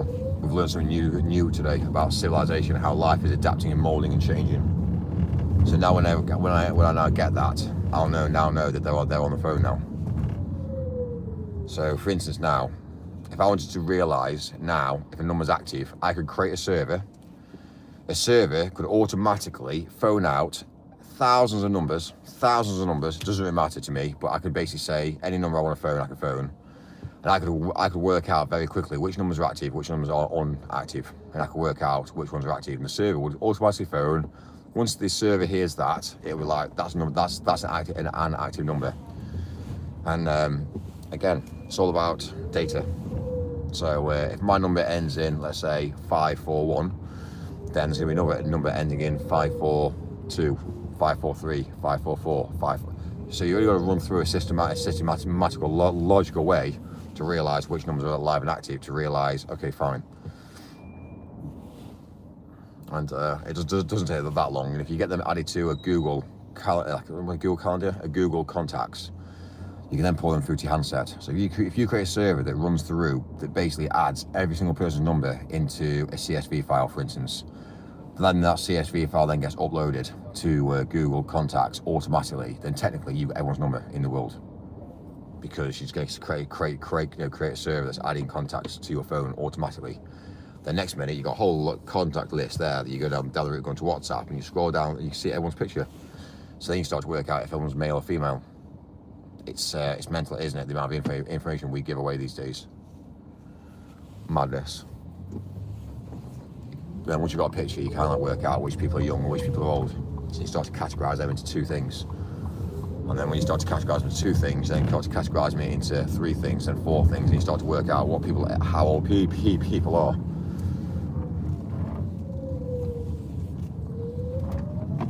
And this is really what algorithms do. This is what systems do. They get factual information of one person who is age 1 to 80. There's a picture every single day for X amount of years. You see the slight changes in their configuration of faces, and then you start to get a system then that starts looking at pictures and say, right, you know what, I know your age, 22 years old, 45 years old, 65 years old, and they're like, how do you know that? Well, see my point of view? It's all life's about machine learning. I mean, if machine learning is based off the human brain. So if you understand life and you can understand how things operate in the world today, then you are very, very intellectual. So you do know that the base computer, the whole thing about computers is based off the human brain. If you didn't know that, then now you do. And quantum mechanics is anything, could be anything at any one point, hence why now that's what AI is. So misinformation, it could be right, it could be wrong, but then that's another mechanism the human brain has to work out. So if you actually look at, if you dissect the human brain as a computer and pull that into a silicon process, a lot of computers is all about logic. And if you can understand logic in life, then technically you've pretty well built a supercomputer. You've built a supercomputer in a computer, and that's what we're doing. We're now filtering through. We're now using every single person's mind. We're harnessing energy from every single person to build this ultimate super machine. Because when you've got one brain, that brain can only learn so much, and then that brain dies. This brain only learns so much, and then this dies. This one only learns. So straight away, you're all these people that are filtering into one main machine now, which is actually one big brain. So when you've got doctors who have deciphered and understood humans, that have taken the human brain apart now to understand human nature, that's all AI is. It's a super brain, which again has terabytes and terabytes of space. And the whole thing about the cloud, we were sold the misconception of the cloud. It's like, what, you want more storage? Oh, we'll put it on the cloud. It doesn't even exist. The cloud doesn't even exist. It's all down to the fact that it's a fake. It's basically saying that you're here and that is where your information is stored. And there's basically a connection between both. But technically, you're just on the internet, which is actually a line. The internet is a piece of wire. That's all the internet is a piece of wire. And you have all these servers and devices that are all connected to this piece of wire. And it doesn't matter whereabouts you are, you might find out that you're here and your data's stored here. And that might be the latency between there and there is quite long. So when you ask for information, it might take a lot longer for you to get the information back. But if you then put a server halfway down with your information is, so what you actually find out, and I'll tell you the truth about life, there is so many data servers running around the world now that wherever you move to, your data gets moved. So for instance, if I'm in London now, my data is now moved to a local server, local to me. And obviously, if I go back up to Manchester, my information is then moved from there to here. So continuously, your data is moving around data banks and data servers on a mass scale within milliseconds, because we have to do that now. So that's the understanding to how the world works. Let's say, for instance, I take my life and I put myself in Spain. My data is moved to a local server in Spain. That might be owned by the UK, or it might be owned by well, when I say owned by the UK, I mean my data is, again, if I've got Apple, my data is stored with Apple. Now Apple have got servers around the world, so depending on wherever you are, that data is then stored on a local Apple server, which is going to be in that country. And pretty well, you understand the concept now, and it's how it all moves. So when I want to pull in a bit of information up for a picture that's on the cloud, my picture is actually stored in my documents folder on the cloud, and I can see my information. And my documents folder is a very, very brief, modernized. It doesn't work like that. The way I'm explaining it works like that because people understand what my documents folder is. But technically, it's not like that. And that whole file is basically broken down into bits and bits and bits. So, and it's all about, obviously, again, it's all about encryption. So if I've got an email that if I've got an email file that I've got on like my documents, and it is an essay, that file is a file, but it's not stored as a file. It's basically stored as text. So for instance, you might go down the route of thinking, well, how do you store a file? Well, that file might be worth 34 MB. But technically, if you have a look at a file that's in text format, in inscription, you might find out that it's worth less than that. So, and that information is broken up again and again and again. So there's layers and layers and layers of inscription. So when you actually look at a file, the file isn't stored as a file. You think it's stored as a file, but it's not. That file can be rebuilt. So every time whenever you need it, it can be pulled and it can be rebuilt. And basically that's how systems operate now. Storage is a problem. So instead of storing the information as a one file, you might as well store it as metadata, which means that the metadata can be that file can be rebuilt using the metadata to rebuild a file as and when it's needed. And we see it on a mass scale. I see it with Amazon servers. I see it with Amazon deliveries. I see it with a large amount now. If I've got a pallet of eggs and I want to supply to the whole of the world, there's no point having a pallet of eggs in one warehouse in Tennessee. If I've got to supply to the UK, I might as well get that pallet of eggs and break that pallet of eggs up so there's one egg in every single country, just so when everyone buys it, it can be delivered in a very short amount of time. You see the logic? So when a manufacturer buys parts to make a product, they make the product and then next minute they sell it to obviously a distributor, and the distributor breaks it all up around the world.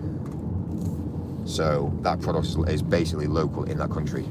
So when anyone needs it, it can be supplied within the hour. So Amazon can't do that just yet. They're not quite like that. They're on 24 hours at the moment. That's their lead time. Hence why at the moment it's a bit different. But eventually, when Amazon starts to bring that 24 hours down to 6 hours, that's called control.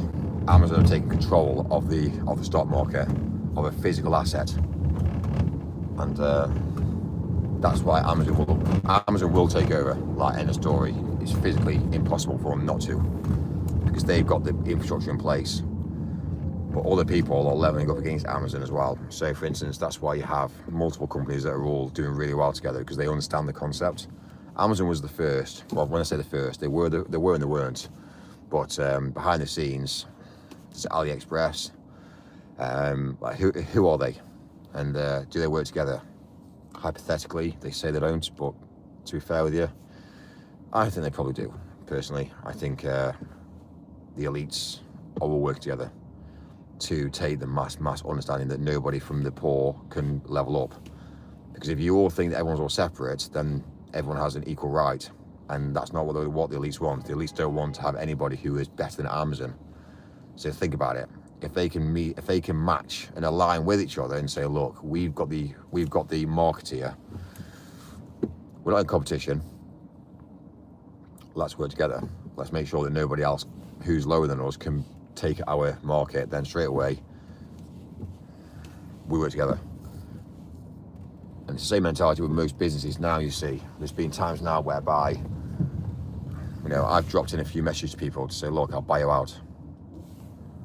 And they've at the moment I bought a few people out, but there's a few people that won't sell. And the reason being is because they think they've got the edge. But what they don't know is they don't know the backstory, and that they don't know what's happening day by day by day. And we're actually taking them out of business, slowly but surely taking them out of business. So what they're thinking is, oh, well, you know, it's January, it's quiet. I'm like, is it? All right, well, we've smashed January. So year on year, we're like this, but they're like this. But they don't see this until it's too late. So what you find out is that really they should have sold when I offered, but they won't. And they'll obviously eventually I'll take it out of business. And then before you know it, they'll be like, oh, Mike, yeah, do you know that offer? I'll be like, no, we're 12 months later, dude. The offer that I originally gave you, I'm now 12 months later. I'm not going to offer you that offer now. If you want that offer, then it ain't going to happen. But I'll give you a new offer. And they're like, yeah, but that's less than what it was. Yeah, it's because we're 12 months later on. So when people have got buyouts, generally speaking, they're buying you out for a reason. First of all, they want to take the market. If somebody approaches you to buy out, it's different. It's either the fact that they know you're growing and going to get too big, hence why they want to buy you out quick to stop you, or they know for a while that they might as well see that you're at a limit and think, right, you know what? If you believe you're taking somebody out of business, then there's no point in buying them out. All you're doing is saving yourself time. So for me, if I bought somebody out of business now, I would buy them out of business so I knew for a while that their clients would become mine tomorrow. That's it. I bought you out. Here's the contract. Fine. Your clients are now my clients. But then you realise that actually you might find out that their clientele won't ever. Let's just be real. You might find out their clientele will actually end up coming over to you anyway if they're supplying a shit service. So straight away you have to weigh all the pros and cons. Do you eventually not buy somebody out but allow them to basically send themselves on and take their clients organically, or do you go down the route of buying out a company that's actually doing really, really well? So my mentality is if you're taking somebody out of business, then allow it to happen. Put your energy into a company that's not buying, you know, a company that's, again, let's say for like, I wouldn't say failing, but they are doing extremely well and growing. And you tend to find out with young generation really, because they've got a lot of time and energy. We're coming across like somebody that's old. They're going to be, you know, they're going to be out. You know, you have to look at the pros and cons. They're going to be out of business anyway at some point in their life. So it's either they sell out to somebody else, and you think to yourself like, okay, who are they likely to sell out to? Do I want to have a buy-in? So is it going to be one of your competitors that do really, really well? Possibly so. So straight away, it's kind of like one of those things. It's kind of like you want to try and corner the market, and you want to buy out your competitors that do really, really well to stop them from growing any bigger than you would do buying somebody out that's failing. So, but it is an equation. You need to monitor as well. You need to understand as well.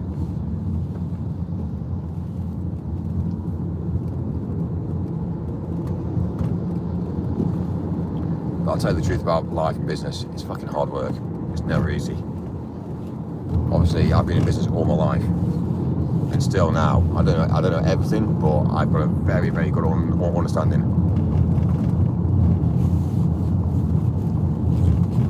So one thing I will say is if there is ever an option for a buyout, someone ever offers you money for a buyout, 9 times out of 10, you might want to take it. But depends on the price though. The bigger the price, that's how dangerous it can get, because you know you can't like think yourself like, well, how much is that going to be? £1 million? Well, what's a million these days? How much money can I make over the next 2 years? And if you can start to equate that £1 million to be, you can bring that in 2 years. It makes you wonder: do I sell? Do I not? Do I not sell? And there's probably a reason why they want you to sell, because the more 2 years later, there's a high chance they'll offer you more money. So straight away you think to yourself like, do I keep do I keep it going for 2 years and sell in 2 years? Because the bigger you are, but then that offer might not be available 2 years later. So you need to know where you are on the structure of life. If you're growing, you're plateauing, or you're going down. It's interesting. And also as well, it's not only that there, but you never know what people have behind the scenes. So let's say, for instance, I'm running a business. What you don't realise is that I've got other businesses that fund it. So I might go down the route of making a lot of money through my other business, for instance, rentals. So if I'm sat on cash that's come in from rentals from another business, I might openly go down the route of using that money, giving that as a loan to my other business, to actually either drop my price completely, so I take the market.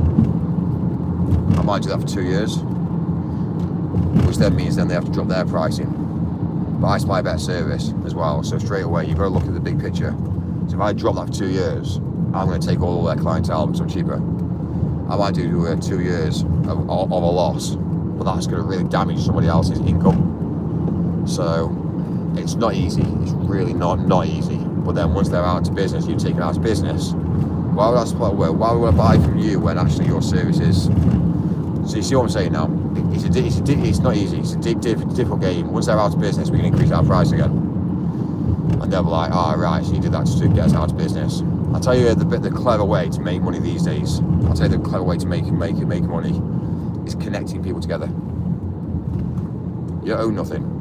But if you can create a connection, a spark, a connection, and you can say, you've got a problem, here's the resolution,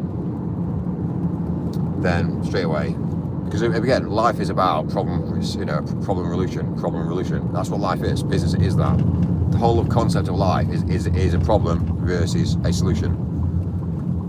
So if you understand that from a base layer of understanding of life, everything's a problem and everything can be resolved. But there's a lot of people that can't be arsed. So straight away, lazy people.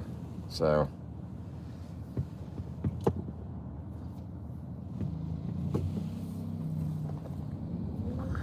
I love how people come into the chat and there's like, I don't know what's going on here. Anyway, I rest my case.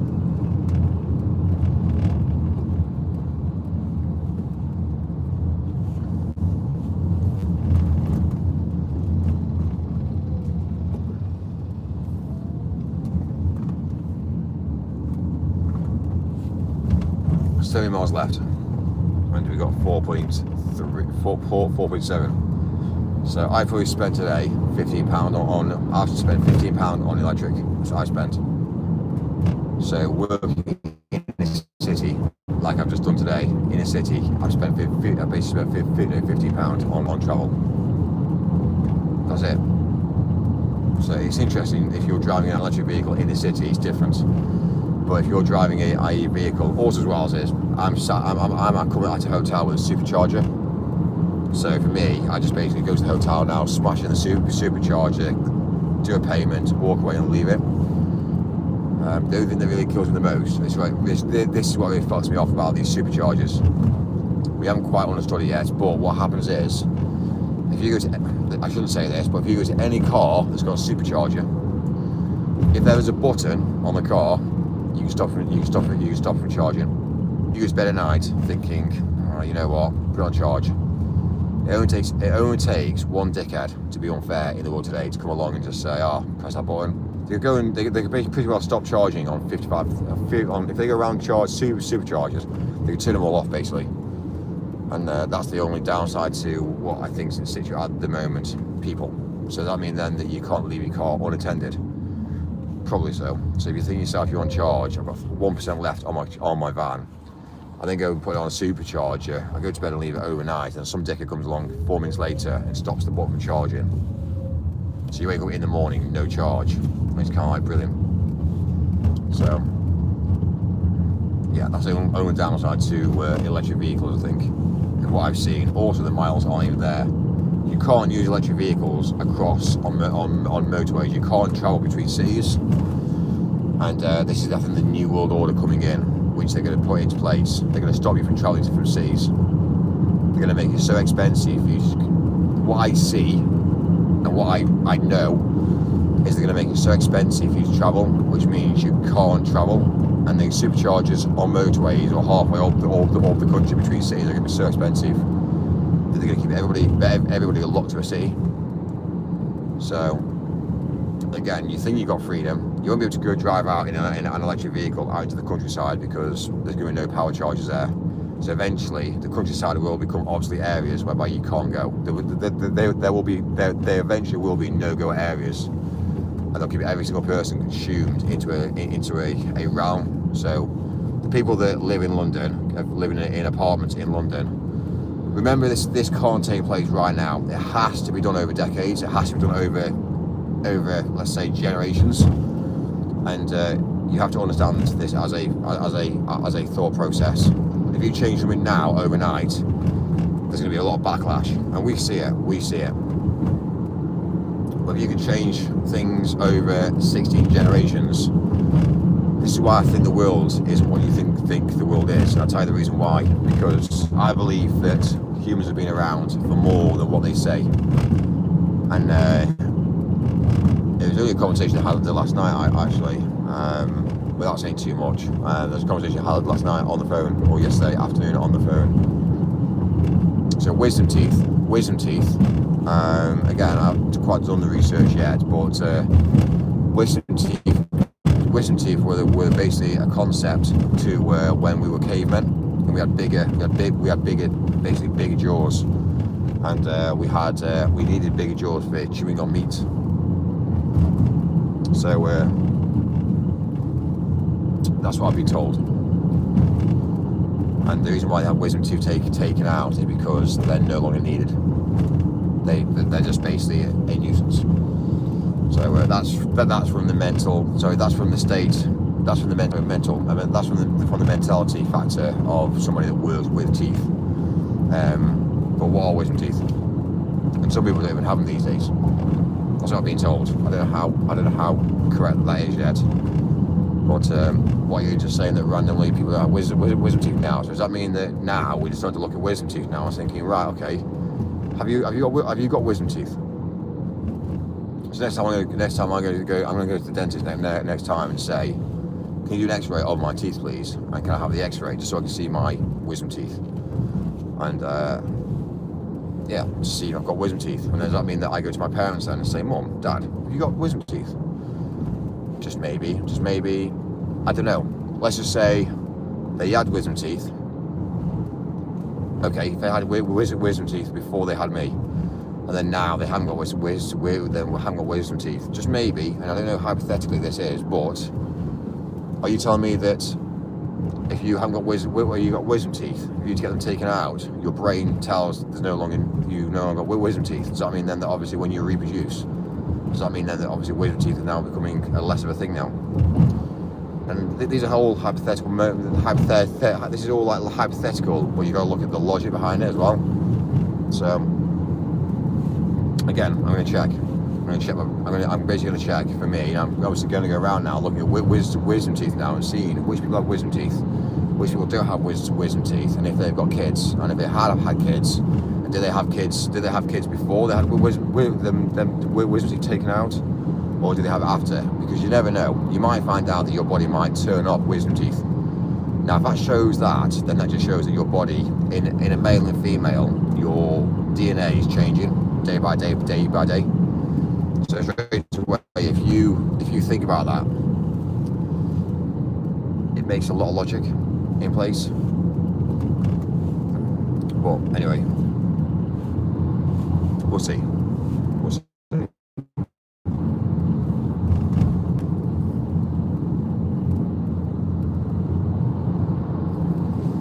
I love it how people just go and tell you the amount of shit he talks is scary. There has to be logic. There has to be logic in everything today. If there's no logic, then what? He's going to say, oh, it is what it is. Is that the answer? Everything has to be logical, because if there's no logic, then there's nothing. So, oh, it is what it is. There's an average speed check camera here that's got cables falling out the bottom of the camera. Why? Doesn't it just show that they don't work? Yes, obviously. Traffic now at 10:50 coming into London on this side of the road is horrendous. It just absolutely shows now that, again, look at all that traffic. That's coming into London. This is me leaving.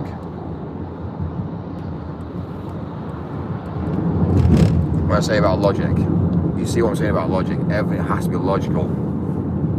If there's no logic, then people go down the road saying, "Oh, here's what it is. All this traffic." That's not that. Not that isn't the answer. The answer is why is there traffic? Why is there not traffic? There's either opposites to everything.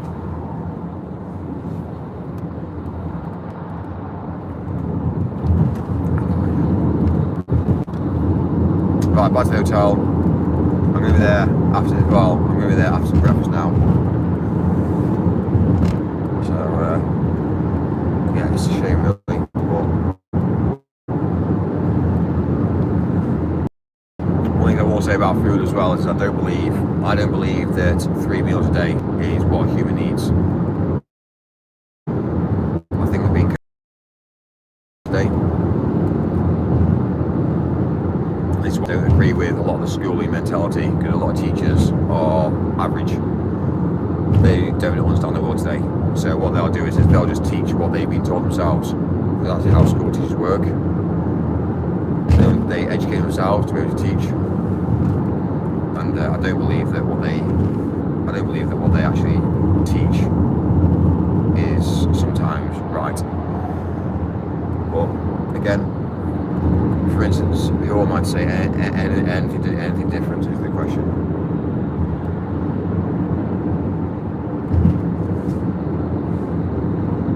It's the same mentality as police. Like, police are trained. If you actually ask them about the law, a lot of them are thick. They just don't understand. To enforce a law, the law is big. The law is mental. There's a lot to go on with the law. So when you actually ask the average everyday bobby on the road, they just use the basic. Let's say it's the basic. You know, it's there's only a few things that you can get arrested for,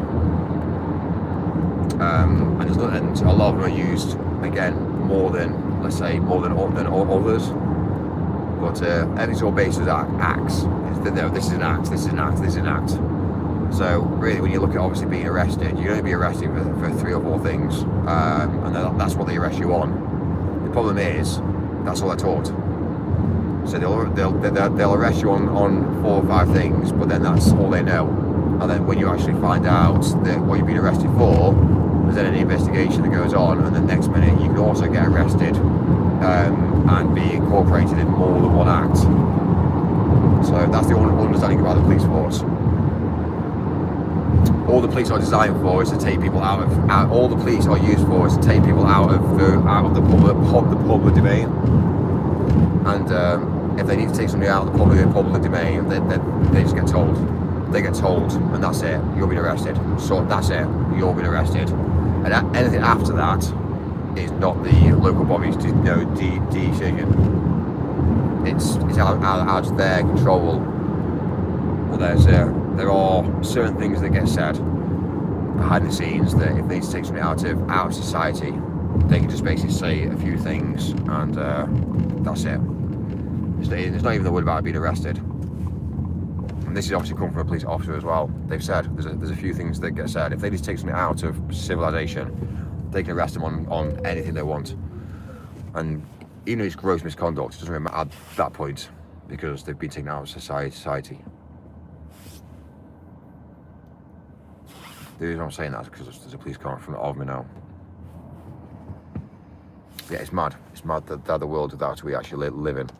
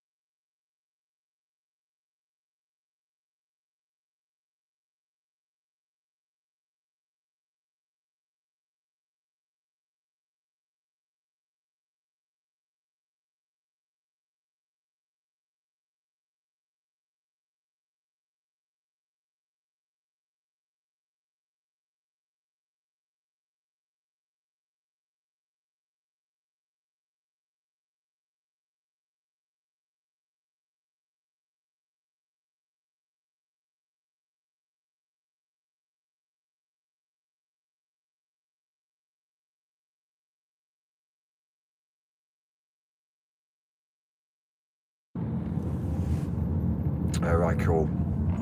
I need to actually get some food, to be fair, yeah. I might just go back to the hotel. Which again, the food at the hotel is always one of those things that a hotel is designed for sleeping and about residential. A hotel is designed for sleeping. That's all they specialise in. Basically, multiple rooms, beds. So yeah, it really kills me to just think about the bigger picture on they wanted to do like multiple, you know, if you do one solo thing, you're really good at it. But the minute you start to try and inflate that one thing into multiple things, it then becomes a problem, because then you don't specialise in one thing then. So hotels should only specialise in rooms. They should specialise in giving the best rooms possible to their guests and specialise on like customer service. That means then they can start to charge more money. But when they start to go down the route saying, wow, we can also add this on, add this on, add this on, add this on, it's kind of like, really? Like I obviously spend myself around spa hotels, but to be able to have, you know, restaurants there and spa hotels there, and really what they should be doing is having separate entities, whereby the spa hotel is completely run by people that are part of a spa company that actually want to make that spa the best they possibly can. Not just the fact that oh yeah, we've got a hotel, oh yeah, we've also got a spa resort. It doesn't work like that, because they just don't care. If you had a spa that was run right next to the next to Hilton, for instance, and it was run by a company that specialise in spas and they want to make sure it's best, like hotel rooms, then great. Premier Inn have sorted out the Premier Inn have been quite clever, because the Premier Inn don't have their own restaurants. They use their local pub next door, but they've realised that they don't want to do. Premier Inns don't want to do food. They've realised that they don't want to do food. They never have done. It's not what they want to do. All they want to do is real. Basically, hotels are real estate, really. To be fair, if you think about it, it's basically an Airbnb but glorified. But it's a numbers game. If you go to a house that's Airbnb, you've got a limited amount of rooms within one house. But if you go to basically a car park, which is technically what hotels are car parks basically, and they're basically just racked out in a hotel formation, whereby parking bays in a car park are exactly what hotel rooms are. So yeah, we tend to understand now the difference. The thing about car parks is great, you've got a car park, people want to park their cars, but then you need to look at the difference. Why would people park their car here? What's around the area? So straight away, think about it. If you can charge in London £65 to park a car for a day, then that's £65 that you're not going to have any staff. It's just literally an automated system. So think about it. Hotel rooms versus, car parks.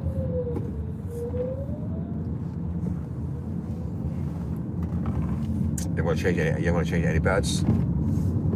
You haven't got to have room service. You don't really have anybody on security there on a car park. You can put a sign up there saying don't leave valuables within inside your car, which then gets you out of the liability factor of leaving a vehicle parked there with you getting trashed. So in a way, car park companies are basically glorified hotels, but they've just taken the hotel mentality and just basically thought, right, let's change it into cars, and they've just got less staff, less overhead costs. So yeah, well that is the difference between hotels and car parks. And it's the truth. What I'm saying there is facts, it's figures. If you get a car park and put it into a hotel, it's just basically a glorified car park.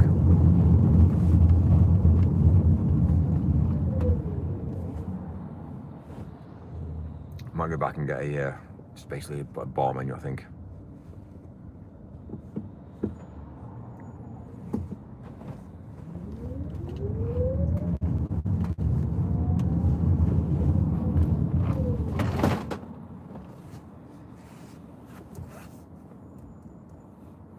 TTS.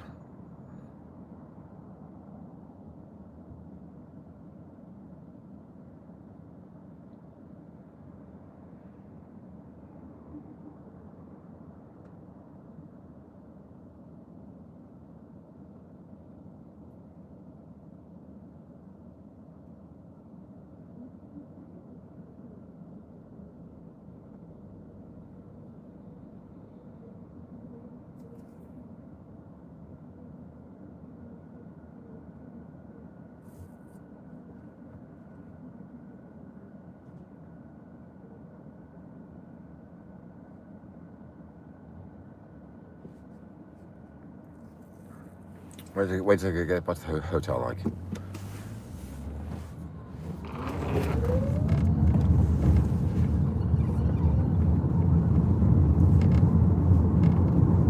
Please actually need to go to B&Q actually at some point.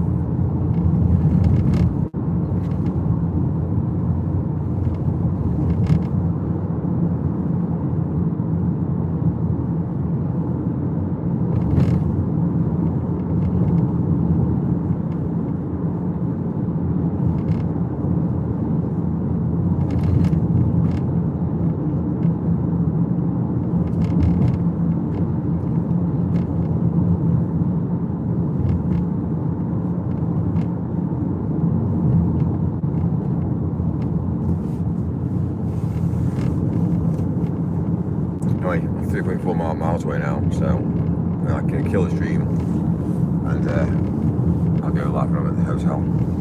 So yeah, I'll be back.